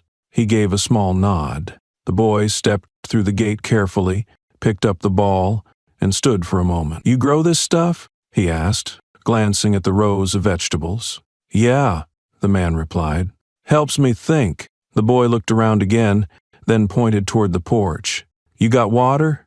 The man gestured to a garden hose coiled beside the steps. "Help yourself." The boy bent down, drank from his cupped hands, and wiped his mouth with the back of his wrist. His gaze drifted to the table on the porch, to the photo. "She your wife?" he asked. The man shook his head slowly. No. Your mom? The man's eyes didn't leave the picture. Yeah. The boy stepped closer to look. She looks nice. She was. The boy tilted his head, staring at the photo a little longer. What happened to her? The man didn't answer right away. He leaned back on his heels, resting his forearms on his knees, staring into the middle distance like he could still see her standing there. She died, he said finally. Long time ago. That sucks, the boy muttered. The man gave a small, dry laugh. Yeah, it does. The boy stood quiet for a second, then asked softly, She the reason you live here alone? The man looked over at him, something almost like a smile in the corner of his mouth. She's the reason I'm still here at all. The boy didn't ask what that meant. He just nodded again, like he understood more than a child his age should. Then, with the ball tucked under his arm, he turned toward the gate. Before he left, he glanced over his shoulder. You gonna keep the picture out there forever? Yeah, the man said. Someone should see her. The boy gave a small wave and jogged back down the road, disappearing into the glow of the setting sun. The man stood there for a long time after. When the wind picked up and blew dust across the porch, he reached for the picture frame, wiped it gently with his thumb, then set it back down exactly where it had been. He didn't move for a long time. There were no headlines here, no questions, no battles left to fight. He didn't need medals or stories or recognition. The world didn't need to remember what he had done or why he had done it. Gabriel, now Alex, didn't need anyone to remember him. He just needed them to remember her. The story didn't explode. It didn't light up television screens or crash news sites. It began quietly, like most truths do, in a small column wedged between more urgent headlines, the kind most people scroll past without clicking. A regional investigative outlet published a piece linking minor law enforcement departments across several counties to unexplained budget shifts and connections to known cartel assets. At the center of it was Red Creek, not by name at first, just hints of descriptions of a quiet town where certain arrests had never been filed, where property seizures had disappeared from the record, where patrol logs didn't match public footage. It was enough to catch attention, and soon journalists from bigger publications started digging. They connected that article with older stories, strange court dismissals, and statements that had never quite added up. The data was layered, not dramatic but damning. Police reports that contradicted eyewitness accounts, suspicious payroll additions. At the root of it all, the same few names kept reappearing. Then came the first major leak. Someone inside the county records office provided authenticated documents showing dozens of payments routed through fake community organizations directly into a slush fund under the control of high-ranking officers. Names were named, numbers were cited, and one phrase, buried in the middle of a transcript, caught everyone's attention. The Martinez incident was regrettable, but necessary. It spread like fire. Within hours, the name Helen Martinez was trending on regional feeds.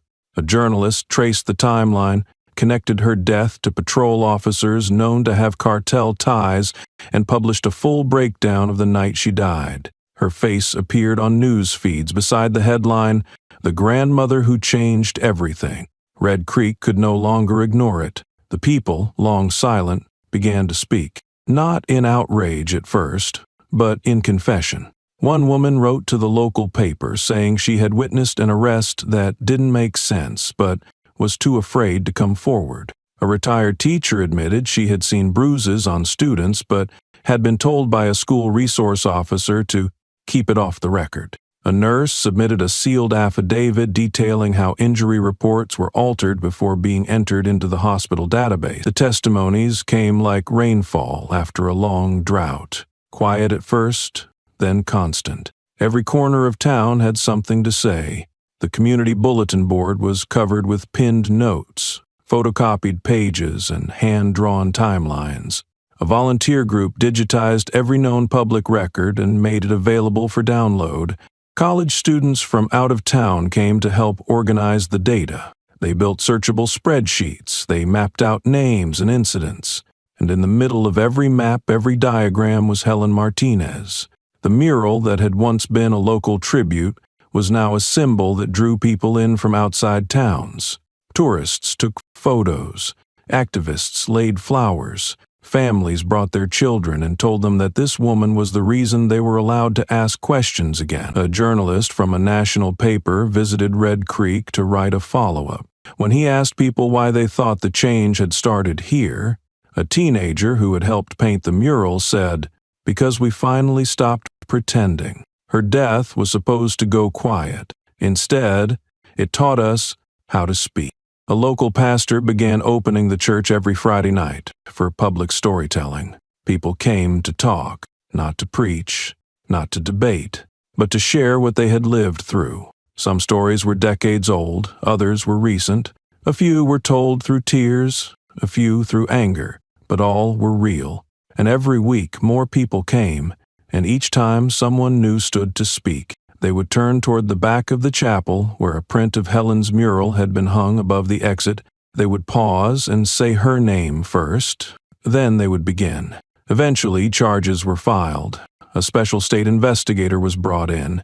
2 lieutenants were arrested. A local judge was suspended. The town sheriff resigned. An emergency oversight board was created. The Department of Justice opened a formal inquiry into the region's coordination with federal trafficking task forces. Some people called it a purge. Others called it a long overdue reckoning. But the people of Red Creek didn't call it anything. They were too busy rebuilding. They created a citizens review committee. They elected new council members. They rewrote the complaint process for public workers. High school students started a journalism club. A local librarian received grant money to preserve the archives. The silence that had once defined the town was gone, and in its place, something louder grew. Not rage, not vengeance, but responsibility. One by one, the systems that had enabled fear began to fall, not because a law had changed, but because people had. And it had started not with protests, not with lawyers, not with politicians, but with the memory of one woman. That is how justice begins, not in courtrooms, but in courage. The classroom lights buzzed faintly above a room of uniformed cadets seated in rows, notebooks open, pens ready, some faces wide-eyed with curiosity, others already hardened with discipline. It was the final lecture of the semester at the Regional Police Academy, and today's guest speaker needed no introduction. His name wasn't printed on the screen, and there was no title slide, no agenda, no PowerPoint clicker in hand. Tyler Graves walked into the room without ceremony, wearing a plain button-down shirt, a belt that still carried a badge, and an expression that seemed to know more than anyone wanted to ask. He didn't move behind the lectern or stand above them. He walked to the front, pulled a chair from the side of the room, and sat down facing them, placing a single file folder on his lap without opening it. The cadets sat straighter. The silence lingered for several seconds before Graves finally spoke. He didn't introduce himself. He didn't talk about his rank or years of service. He started with a sentence no one expected. "There was a woman," he said. "She was a mother, a grandmother, lived in a small town most of you never heard of.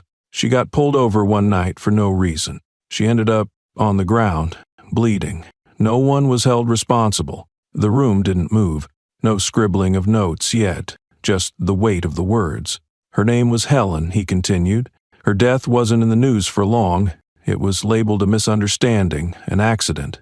But what came after that wasn't accidental." He looked up at them. "Some of you will spend your careers working traffic stops. Some will handle drugs, some domestic disputes. You'll see people at their worst. You'll be asked to make fast decisions.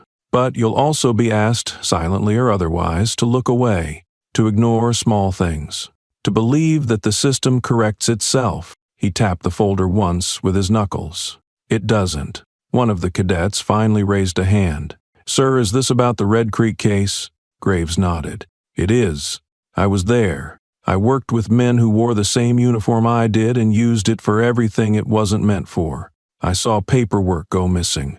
I saw patrol logs rewritten. I saw evidence replaced or lost or adjusted. and I stayed quiet longer than I should have." His voice didn't tremble. He spoke not like a man with regrets, but a man who had paid in full for the time he kept his head down. "Sometimes the truth doesn't come out until it's forced out," he said, "and sometimes the people who force it out are not wearing a badge." Another cadet raised a hand.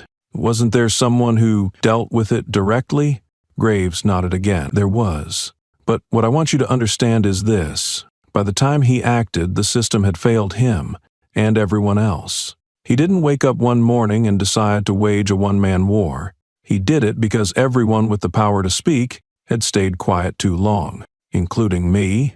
The room was heavy now, the air thick. Graves stood up, walked over to the projector, and pulled down the screen. But instead of a slide, he pulled it lower to reveal what was behind it, a printed photograph mounted to the wall. It was the mural, the one that now stood in Red Creek, a painting of a woman, her face composed of soft colors and quiet strength, surrounded by light, painted names and phrases in multiple languages. It had become more than a tribute. It had become a reminder. Graves stepped back and let the image speak for a moment. Then he turned back to the cadets. "You want to know what this job is really about?" he asked. "It's about whether or not you remember who she is." He pointed to the mural. "Whether you believe she mattered. Whether you understand that justice isn't paperwork. It's not policy. It's not chain of command. It's people, real people, who trust you to do the right thing when no one's watching." The room was silent again. One cadet in the back finally asked, "So, what should we do when we see it happening?" The silence? Graves stared at them for a long moment. "You speak. You speak before someone else has to bleed, before someone else has to bury a mother or a brother or a child. You speak because the cost of staying quiet is too high, because if you don't, someone else will have to define justice for you, and they may not do it with a badge."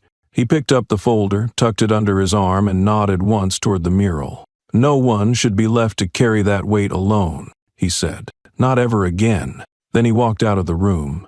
He didn't wait for applause. He didn't leave his contact information. He didn't look back, and he didn't need to. The message was already written, not in reports, not in training manuals, but in the silence that followed, and the eyes of every cadet still staring at the face of the woman on the wall. The legacy of Alex and Helen was not glory, but a painful warning about silence. On the corner of a quiet street in Red Creek, tucked between a laundromat and a thrift store, there's a small cafe that didn't used to matter.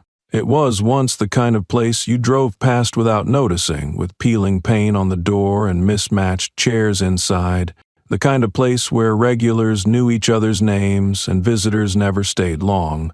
But things change, and like the rest of Red Creek, this little cafe began to transform after the fire, after the names, after the mural, after the silence finally broke. It didn't change all at once, just a little at a time. The front door was repainted, someone fixed the broken sign, the tables got new polish, but the biggest change was inside, just behind the register, hung on a wall painted soft cream that caught the morning light in just the right way. It was a photograph, framed in dark wood, slightly worn at the edges but clean and well kept. Two people stood in the photo, a woman with kind eyes and a gentle smile, a man beside her, tall and still, his arm across her shoulders, his expression quiet. You could see the resemblance if you looked. The picture wasn't posed for fame or formality. It was taken in a backyard somewhere, maybe on a birthday or a Sunday afternoon. It wasn't about the camera. It was about the moment. There was a plaque beneath the photo, not brass or engraved, just a simple piece of paper carefully written and laminated. The handwriting was neat, and it read, "Justice didn't come through law, it came through love, and what love was willing to do when the law failed." The staff never explained the picture. They didn't need to. Those who knew the story, those who didn't, could feel it anyway. There was something in the weight of the image, something in the way it had been placed with such care that told you it mattered. Sometimes people would sit at the table beneath the photo for a long time without saying much. Parents would bring their children and point to the picture. Some would whisper, others would explain, a few would just close their eyes for a moment before turning away. The story of Red Creek became something different after that. It was no longer just about corruption or vengeance or even justice. It became about consequence, about memory, about what it meant to belong to something bigger than the fear that used to rule this place. The town slowly had come to understand that the systems they once believed unshakable could break, that laws meant nothing if not wielded with compassion, that silence wasn't safety, that sometimes the only way to be heard was to act.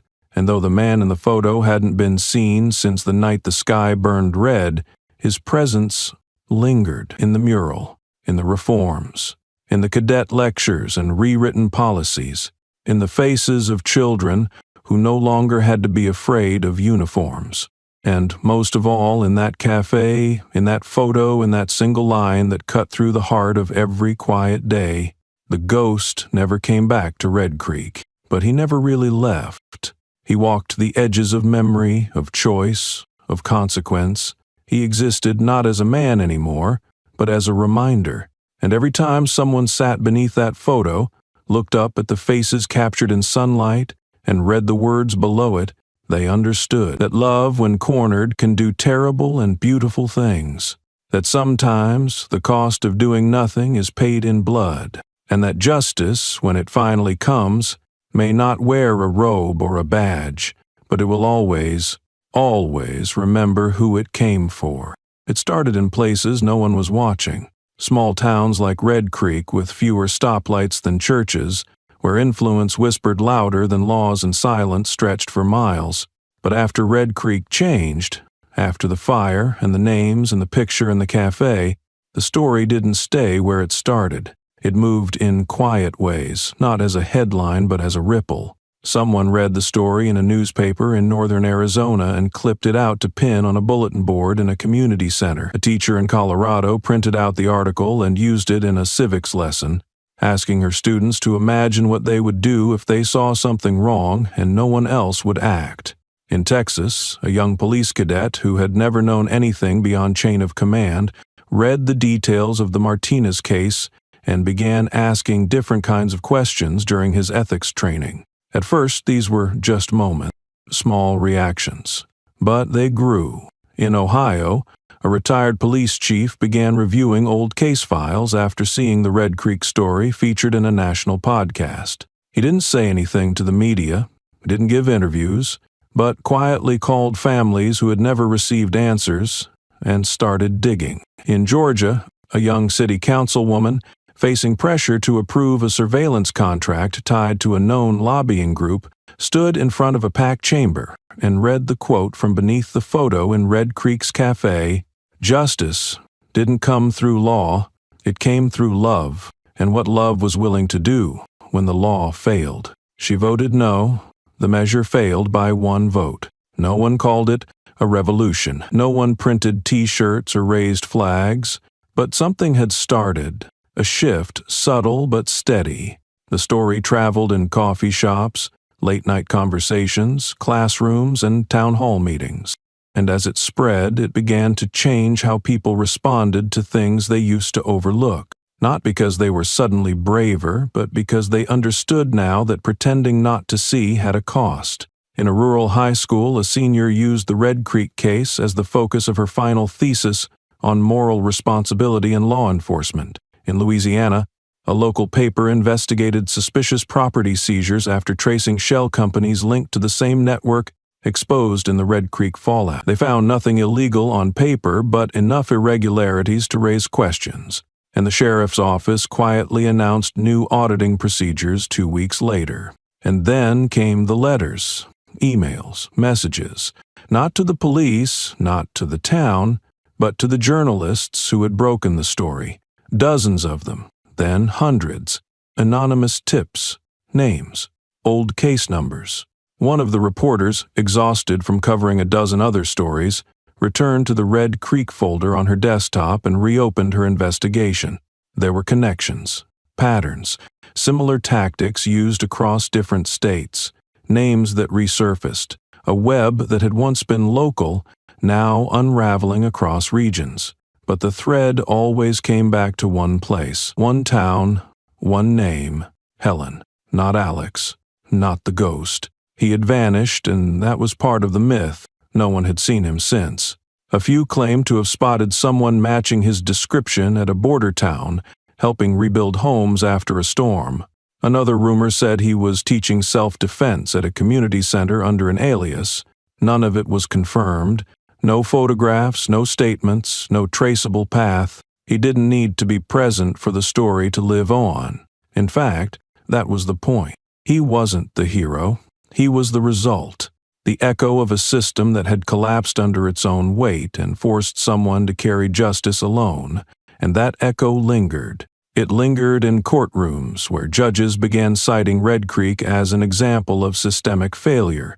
It lingered in police academies where ethics courses now included modules on community accountability. It lingered in cities where murals began to appear. Different faces, different names, but always the same question. What happens when silence becomes complicity? The change wasn't loud. It didn't sweep the country, but it took root. And wherever it spread, something old began to break, and something new began to grow. Not perfectly, not evenly, but it grew. Because now people knew that the law could fail, that institutions could break, that truth, when ignored long enough, finds another way to speak. And when it does, it speaks in echoes. But even echoes have origins, and sometimes they return to the place they began. The rain had begun in the early hours, soft and rhythmic against the roofs of Red Creek, washing the streets clean in that way small towns quietly hope for but rarely speak of. The town had returned to a kind of peace, not the manufactured calm of fear and silence, but a real settled quiet, the kind earned through reckoning. In the corner cafe, business had been slow that morning. The barista adjusted the radio, wiped the counter again, glanced at the photo on the wall that everyone knew, but few dared to talk about directly. It had been there for more than a year now, framed carefully, a piece of history and memory and warning all at once. It was more than a tribute. It was a line in time. People often came and stood beneath it, sometimes to honor, sometimes to reflect, sometimes just to feel connected to something bigger than themselves. The town had changed. And not just in law or leadership or policy. It had changed in its people. Children grew up knowing the story not as gossip but as a lesson. Adults walked with less fear but more responsibility. The mural uptown had been touched up 3 times, never defaced. Tourists who came were respectful, curious, but most importantly, the town never forgot. And then one morning, a man returned. He didn't drive in with fanfare or arrive in a convoy of interest. He came in the way people who've traveled long roads always do, quiet, watchful, slightly worn by everything they had passed through. No one recognized him at first. His hair was shorter, his frame thinner, his eyes darker than before. He wore a heavy jacket despite the warmth in the air, and his boots were dusted with miles. He stepped inside the cafe as if it were part of a ritual he'd rehearsed in silence. The bell above the door rang gently, and he nodded once to the barista before taking a seat at the far corner beneath the photograph. He didn't look around. He didn't speak. He simply sat, as if being in that space was enough. A few minutes passed before he ordered. Just a black coffee, no sugar, no milk. When it arrived, he thanked the server with a voice low and steady, one that held both weariness and peace. He stared at the photograph above him, not with sadness, not even longing, but something steadier. There was no guilt in his expression, no bitterness, just understanding. The kind of understanding that doesn't come from books or words, but from having walked through something and survived it. He sipped his coffee slowly. People came and went. A child glanced at him. An old man gave a half smile. No one asked questions. Everyone knew what not to ask in Red Creek. And yet, there was a weight in the room, like the town itself recognized its reflection in this one man who had carried so much and demanded so little in return. When he stood to leave, he placed 2 bills on the table. Beneath them was a folded piece of paper. On it were 6 words, written in careful, deliberate print. Let them speak for her now. He didn't wait for a response. He He stepped outside into the light drizzle and disappeared into the gray of the morning, the streets already starting to steam beneath the rising sun. The cafe staff found the note when cleaning. They read it silently.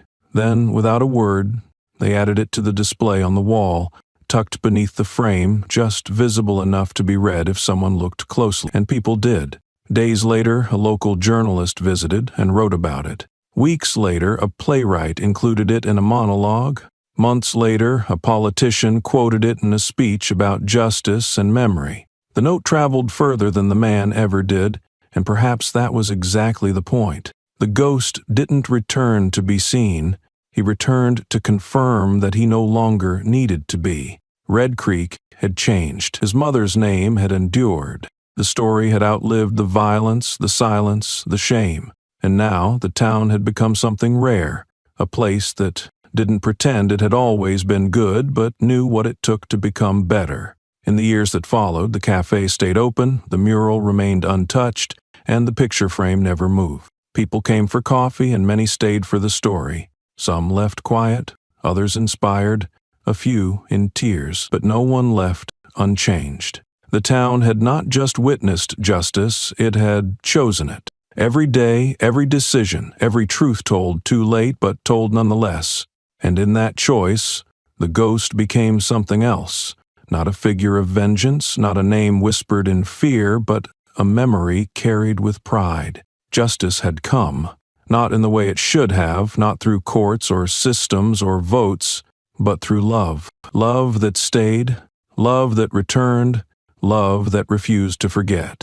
Love that rebuilt something stronger in its wake. And in that quiet cafe on the edge of town, beneath the eyes of a mother and the silence of a son, Red Creek remembered, always.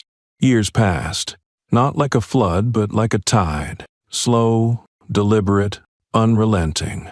Red Creek aged, like any town would.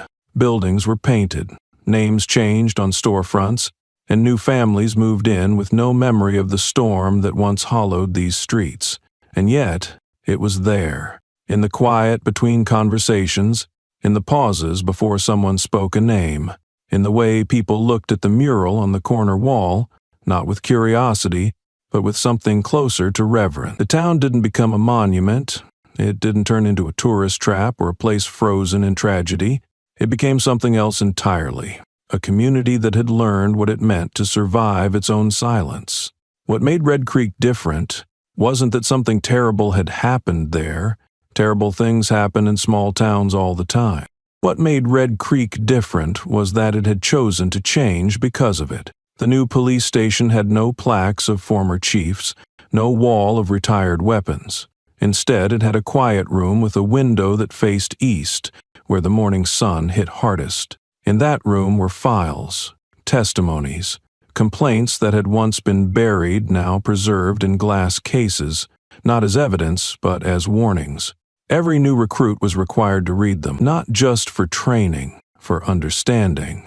In the high school auditorium, a bench sat beneath a photograph, black and white, framed with cedar, of Helen Martinez holding a gardening tool in one hand and shielding her eyes from the sun with the other. The bench bore no quote, no dedication. It simply faced the main stage. Students would sit there before debates, before plays, before speeches. They said it made them speak more clearly. Across town, a small community archive grew out of the old library basement. They called it the room beneath the story. In it were voice recordings, family letters, even a shoebox of belongings donated by someone who had once lived next door to the Martinez home. There was no curator. The archive ran on volunteers.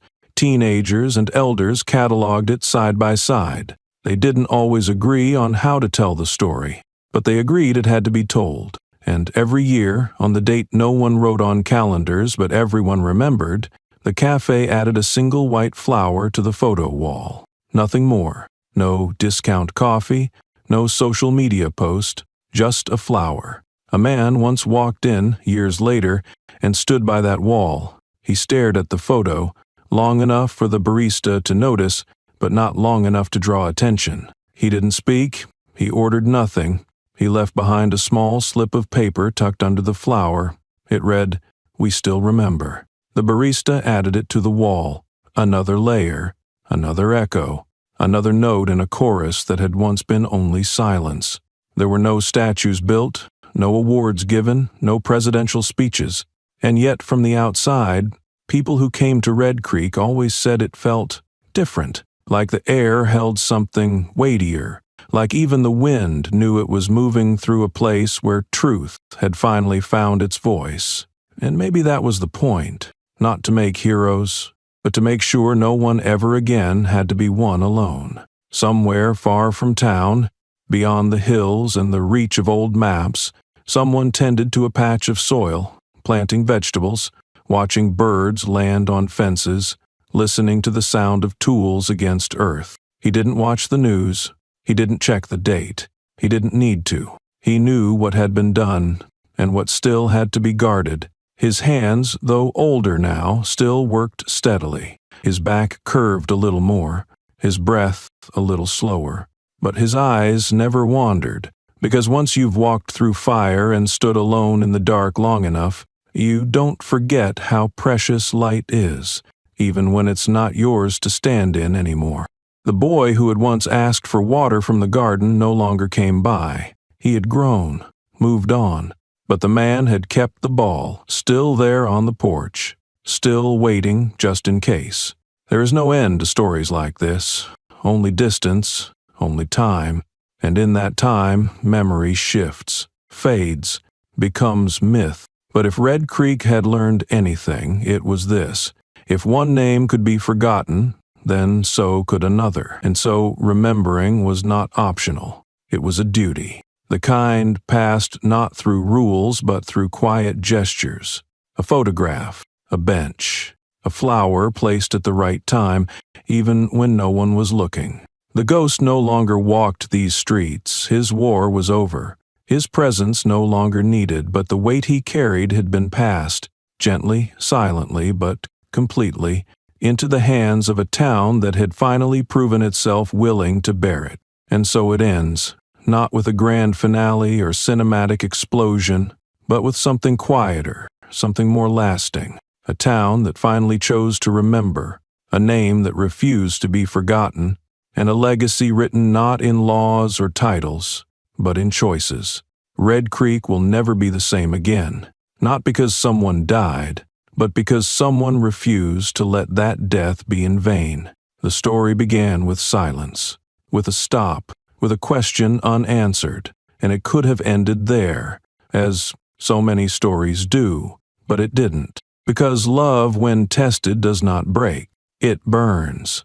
It searches, it fights, it returns.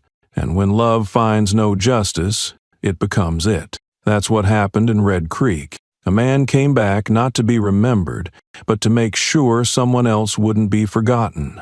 A town awoke, not because it wanted to, but because it had to.